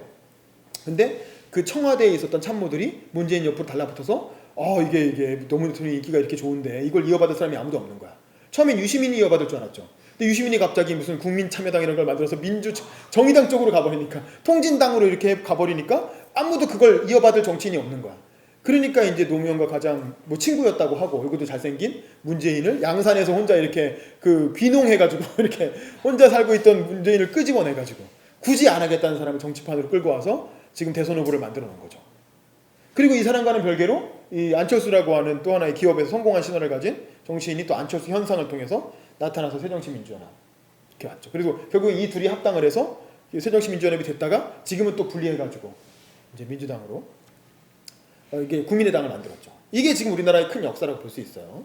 자, 그런데 그러니까 이제 결국엔 야당의 지도력이 없으니까 이게 용병을 끌어. 그래서 이제 김종인이나 윤여준 이런 사람들은 이 사람들은 사실은 민주화운동 세력이 아니잖아요. 윤여준이 산업화 세력이거든. 그 김종인은 그 전두환이 만든 신군부 국보위에서 사무관으로 있던 사람이잖아요. 윤여준은 김영삼이 발탁해가지고 기자 출신인데 김영삼이 발탁해서 장관 시켜주고 청와대 수석비서관 시킨 사람이잖아요. 그러니까 이 사람은 보수 세력에 있던 근데 국정 경험은 풍부하고 이른바 정치 구단이라고 하는 정치적 역량을 가진 사람들을 데리고 와서 이렇게 참모로 쓰면서 리더십을 빌려오는 그런 용병의 시대가 이제 보게 됐던 거죠. 참 문제입니다. 그 지금 대표인 추미애는 뭐 이제 김대중이 영입한 사람이긴 하죠. 근데 사실 김대중은 사람 보는 눈이 별로 이렇게 자기를 제외한 나머지는 다 이상한. 추미애 대표도 좀 그다음 이렇게 똥볼 차고 뭐 이러시잖아요. 영수회담 제안했다가 혼자 하루 만에 거둬들이고. 자, 그렇습니다. 그리고 또 하나 중요한 점은 야당에서 또 하나 중요한 점은 진보 정당이 몰락했다는 거예요. 이 통진당이라는 정당과 정의당 뭐 이렇게 사실 이 두 세력은 뭐냐면 이쪽이 NL 이쪽이 PD죠. 우리나라 진보 진보 야당은 사회주의라는 가치를 중심으로 해서 사회주의인데 민족주의를 중시하느냐 아니면 사회주의 그 자체를 더 중요시하느냐에 따라서 이른바 NL 세력과 PD 세력으로 나눠지죠. 그런데 이 NL과 PD 중에 누가 주류였어요? 진보에서는? NL이 주류였죠. 왜냐하면 우리나라에서는 민족주의가 원래 성향이 강한 나라이기 때문에 민족주의를 강조하는 NL 세력이 주류였고 안타깝게도 NL 세력은 북한을 더 좋아했죠. 북한의 어떤 그 독립운동가인 김일성이 세운 김일성은 어쨌든 빼도 박도 못하는 독립운동가인 건 맞잖아요. 그렇죠? 만주에서 무장 독립운동을 한 사람이잖아요. 아무리 김일성이 그 왕조를 창시한 이렇게 악당이라고 하더라도 45년 이전에 독립운동했던 건 사실이에요. 팩트예요. 부정할 수가 없어요. 그러니까 독립운동가인 김일성이 세운 북한이 친일파들을 끌어모아갖고 만든 대한민국보다 더 정통성이 있다. 80년대에 많은 대학생들은 그렇게 생각한 거예요. 그리고 그 주류가 NL 계열이었고 통진당을 만든 주류 세력인 거예요. 근데 그거를 숨기고 그런 생각 안 한 척하고 그 전에 무슨 정당이었죠? 그 민주노동당이라는 정당에서 국회의원까지 막 돼갖고 있었던 거죠. 그러다가 통진당 사태를 거치면서 그 정체가 뽀록이 나게 되는 거죠. 이석기라는 사람 나오고 이러면서.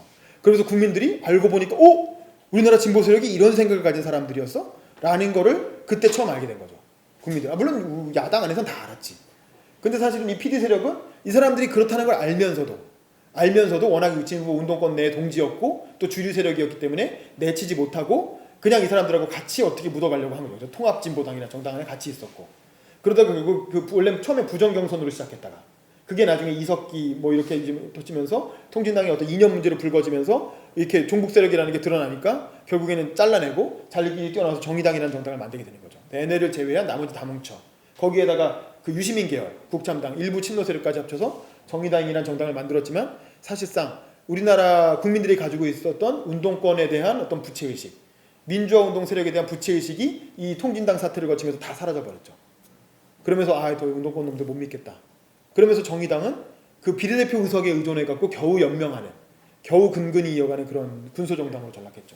저는 앞으로 대한민국에서 사회주의 이념을 추구하는 진보정당은 앞으로는 더 이상 별로 비전이 없다. 아까 말한 디베르제 법칙이 작동하기 때문에 기본적으로 그 양당이 못 되는 한에서는 이건 거의 정의당도 아마 장기적으로는 쇠락할 수밖에 없다. 라는 생각이 듭니다. 그러다 보니 또 새로운 구조 이런 것도 있어요. 뭐 녹색당, 알바당, 뭐 이런 거 이런 조그만 군소정당들로 약간 클럽처럼 젊은 세력을 중심으로 새로운 형태의 클럽처럼 나타나고 있다. 별로 의미는 없죠. 참고하시고 이런 것도 만들어지고 있다는 거. 근데 이제 사실은 그래서 우리나라 정당사를 크게 이제 두 가지 흐름을 다시 한번 정리해 보면 기본적으로 산업화 세대와 민주화 세대의 갈등인데, 자, 산업화 세대는 뭐냐면 저는 기본적으로 이렇게 정해요. 산업화 세대의 특징은 한국 전쟁에 대한 트라우마를 갖고 있는 세대라는 거예요. 한국 전쟁에 대한 트라우마는 뭐냐면 6.25 때 갑자기 멀쩡하게 잘 살고 있는데 북한이 쳐들어온 거야. 북한이 쳐들어가고 뭐 인민재판한다고 막 지주들 갖다가 이렇게 죽창으로 찔러 죽이고 기관총으로 쏴 죽이고, 그리고 그것 때문에 한국 전쟁이 일어났고 미군이 공습을 했고 여기저기서 학살이 일어난 거예요. 사실 그때 그 학살은 인민군에 의한 학살만 있었던 건 아니에요. 그렇죠? 뭐 보도혁명 사건이니 뭐니 해서 국군도 학살을 했죠. 또 미군도 학살을 했어요. 너도 서로 죽였어요. 그러니까 학살이 누구에 의해서 일어났냐를 따지기 시작하면 복잡해. 하지만 어쨌든 원인 제공은 누가 했어? 북한이 한 거예요. 공산당이 한 거예요. 그렇죠? 그건 확실하잖아요. 북한이 김일성이 결단해서 내려온 거잖아요. 그러니까 어쨌든 산업화 세대는 이 공산주의에 대한 엄청난 트라우마가 있어요. 빨갱이에 대한 엄청난 트라우마가 있어요. 그래서 빨갱이하고는 같은 하늘을 이고 살 수가 없는 그런 어떤 한국 전쟁에 대한, 그러니까 이제 좌익의 폭력에 대한 공포를 뼛속 깊이 각인한 세대다. 그래서 북한에 대해서는 알레르기 반응을 보이는 거예요. 없는 거예요. 김대중이 그 상인의 현실 감각으로 남한과 북한이 서로 다 이익을 보게끔, 그래서 아무리 정권이 바뀌어도 개성공단은 없앨 수 없게끔 만들어 놓은 거 아니야. 그러니까 이명박도 개성공단을 안 건드렸잖아요. 상인 입장에서 보면 개성공단을 건드릴 수가 없는 거거든. 너무나 합리적이기 때문에. 근데 이제 박근혜는 그 상인의 현실 감각이 없고 그냥 오로지 산업화 세대의 화신이기 때문에 그 멘탈리티로 개성공단 폐쇄를 딱 전격적으로 결단하는 거죠. 그러니까 그거에 박수친 수많은 할아버지 할머니들. 그건 뭐냐면 이건 한국전쟁에 대한 트라우마가 아니면 설명할 수가 없는 거예요. 그런 비이성적인 행태들을. 하지만 한편으로는 한강의 기적을 달성한 성공한 세대예요. 자기들에게 주어진 산업화라고 하는 경제성장이라고 하는 비전을 달성하고 성공시킨, 그래서 국제시장이라고 하는 영화에 나오는 그런 어떤 자기들 나름대로의 자부심을 가진 세대죠. 내가 우리나라를 5,000년 역사에서 한 번도 가난과 어떤 기아의 보릿고개에서 벗어나 본 적이 없는 이런 빈곤의 사슬을 끊고 우리나라를 번듯한 나라로 만들었다는 그런 자부심이 있는 세대죠. 그리고 이승만과 박정희라고 하는 자기 나름대로의 영웅을 가지고 있죠. 이승만은 어쨌든 건국을 했고 자유민주주의를 우리나라에 처음으로 도입했고, 박정희는 경제성장을 일으켰고, 그러니까 이 사람들이 중요시하는 가치는 안보, 성장 이런 것들을 중시하는 거죠. 자, 민주화 세대는 뭐냐면 이 사람들은 5.18에 대한 트라우마를 갖고 있어요. 제가 대학 들어갔을 때만 해도 5.18 광주항쟁 엄청나게 교육했거든요. 학생운동의 첫 시작이 다 5.18에 대한 교육으로. 지금은 세월호가 그렇잖아요. 근데 사실은 저희 486 세대 90년대 초중반까지는 5.18 교육하는 게 엄청난 커리큘럼이었어요. 대학교 들어가면. 5.18의 본질은 뭐냐면 한국 국가폭력에 대한 공포예요. 국가폭력, 군인들이 갑자기 멀쩡한 군인들이 총 들고 와서 아니 그 군사 독재 물러나라고 시위하는 사람들한테 총을 막 쏜 거잖아요. 총을 막 쏘고 그 영상 보면 나오지만 곤봉으로 막 때리고 멀쩡한 사람은 수백 명을 죽였잖아요. 국가가 인정한 것만 해도 200명이고 뭐 소문으로는 수천 명이라는 거 아니에요. 그러니까 그리고 또 그 이후에 박정희 전두환 정권 얼마나 많은 사람들이 의문사당하고 고문당하고 뭐 감시당하고 납치되고, 그러니까 이 국가폭력이 너무 무서운 거야. 국가폭력은 뭐든지 할 수 있어. 그러니까 정부에 대해서 항상 음모론을 얘기하는. 음모론이 굉장히 예를 들면 광우병 사태 때 뭐 예를 들면 광우병이 뭐 사실은 뭐 고기가 뭐 퍼져서 다 이게 이게 사실은 광우병에 대한 공포도 사실은 좀 약간 과장됐던 측면이 있죠. 또 세월호 사태 때 예를 들면 그런 거예요. 세월호가 국정원이 폭파시켰다는 거야. 국정원이 세월호에 폭탄을 장착해가지고 일부러 빵 터뜨려서 그 다음에 오렌지맨이 탈출을 했다. 뭐 이런 식의, 아니 국정원 직원들은 대한민국 국민 아닙니까? 아니 국정원이 미쳤다고 세월호를 폭파시켜서 300명 어린애를 순몰시키겠어요? 그렇게 해가지고 무슨 이익을 보겠어. 그런데 의도적으로 그렇게 했다는 식으로 그런 음모론이, 말도 안 되는 음모론이 막 그냥 퍼져나가. 그러니까 이 사람들은 국가는 뭐든지 할 수 있다고 생각하는 거야. 국가의 폭력은 너무나 무시무시하기 때문에 뭐든지 할 수 있고 나를 괴롭히는, 그러니까 예를 들면 지난번에 필리버스터 주제가 테러 방지법이었잖아요. 그러니까 이런 건 민주화운동 세대한테 너무 쉬운 거야. 이 사람들은 평생 그 트라우마에 쌓여 살던 사람이기 때문에 테러 방지법, 국가의 폭력 위험성 경고하는 얘기는 혼자 앉혀놓으면 5시간이고 10시간이고 얼마든지 떠들 수가 있는 거야. 그러니까 별로 준비 안 하고 올라가서 5시간 동안 막 떠들잖아요. 이건 너무나 자기들한테 아주 전공 과목이었던 거지. 그러니까 이런 것들. 하지만 이 사람들도 민주적인 정권 교체를 해서 우리나라의 민주주의라고 하는 어떤 그 가치를 가져왔다는 성공한 세대죠. 어떤 국가를 이렇게 바꿨다라는 자부심이 있고, 김대중이나 노무현이라는 자기 세대의 어떤 영웅을 가지고 있고, 복지나 분배를 중시하는 그런 세대죠. 그래서 결국 우리나라의 정치는 이 산업화 세대를 대표하는 새누리당과 민주화 세대를 대표하는 더불어민주당, 이 두 개의 정당이 서로 이렇게 경합해온, 뭐 정의당 이런 정당이 있지만 다 결국 민주화 세대의 아류라고 할 수 있고, 이 경합해온 두 흐름의 어떤 싸움이었다고 볼 수 있어요. 그렇죠? 자, 근데 여기서부터 사실 이 강의의 본론인데, 자 보세요. 그렇지만 그래도 대표 선수, 산업화 세대의 대표 선수는 이제 박근혜, 민주화 세대의 대표 선수는 이제 문재인인 거죠. 제가 여러분한테 질문을 던질게요. 그러면 난 뭐야? 여러분은 뭐냐 이거야. 나는 산업화 세대예요? 민주화 세대예요? 여러분은 산업화 세대입니까? 민주화 세대입니까? 네가 무슨 민주화운동을 했어? 이희로 형님만 해도 민주화 세대라고 보긴 좀 그렇죠. 90년대 학번이시죠. 네, 그러니까 산업화 세대는 이제 486 세대잖아. 80년대 대학 다닌 거란 말이야. 그러면 그 이후 세대는 애매하단 말이죠. 그러니까 우린 뭐냐라는 거야. 저 X세대? 뭐 이런 말 있어요. 형부화 세대? N세대? 2세대? 88만 원 세대? 그러니까 이런 거 앞에 세 개는 이 광고하려고 만드는 CF 카피로 만든 세대들이고, 그쵸? 물건 팔아먹으려고. X세대는 이거 스킨 로션 팔아먹으려고 만든 거고, 뭐 이거 정보 세대 컴퓨터, 핸드폰 팔아먹으려고. 88만 원 세대는 말은 비정규직이라는 거에 초점을 맞춰서 만든 거고, 뭐 미래 세대는 말은 뭔지 모르겠으니까 미래 세대라고 합시다. 굳이 말하자면 IMF로 인한 트라우마를 갖고 있어요. 또 경제 갑자기 어려워진 거죠. 그때 성장기를 보냈고, 그러니까 경제적인 양극화, 상대적인 빈곤 이런 거에 대한 공포가 있죠. 그리고 비정규직과 청년 실업에 이렇게 많이 집중이 되어 있는 시달리는 세대라고 할 수 있죠. 그리고 또 하나는 결혼 불능 세대. 저처럼 이렇게 나이가 40이 되는데도 결혼을 못 하고 있어요. 근데 사실은 나뿐만 아니라 여러분 세대는 더 결혼 못할 가능성이 크죠. 저는 솔직히 그렇다고 봐요. 그리고 저출산 고령화 문제 해결이 사실은 발등에 떨어진 불이에요. 사실은 저는 미래 세대의 가장 큰 역사적 과제는 이 저출산 고령화 문제 해결이라고 봐요. 산업화 세대는 경제 성장, 민주화 세대는 민주주의 달성이었다면 저는 미래 세대가 해결해야 될 문제는 저출산 고령화다.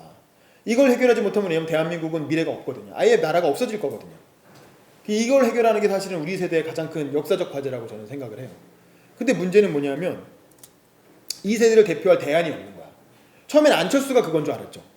안철수가 만약에 처음에 새정치가 나왔을 때 이렇게 얘기하는 거예요. 나는 민주화 세대, 산업화 세대를 다 지향하고 새로운 세대와 지금까지 대변되지 않았던 새로운 세대와 정치하겠다. 그래서 모든 국회의원 후보를 다 30대 미만으로 하겠다. 그러니까 다 나를 제외한 나머지는 다 만 39세. 내가 공천하는 내가 하는 정당에서의 모든 후보는 시의원, 구의원, 국회의원 할 것 없이 무조건 20, 30대로 하겠다. 이렇게 해가지고 기존 정치인 다 배제하고 정말 정치에 관심 있는 청년들 다 와.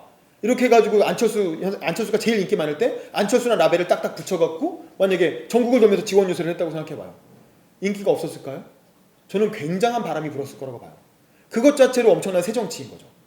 그렇게 했으면 안철수는 굳이 국민의당 같은 거 호남으로 가지 않아도 자기만의 굳건한 어떤 새로운 정당 세력을 대표했을 거예요.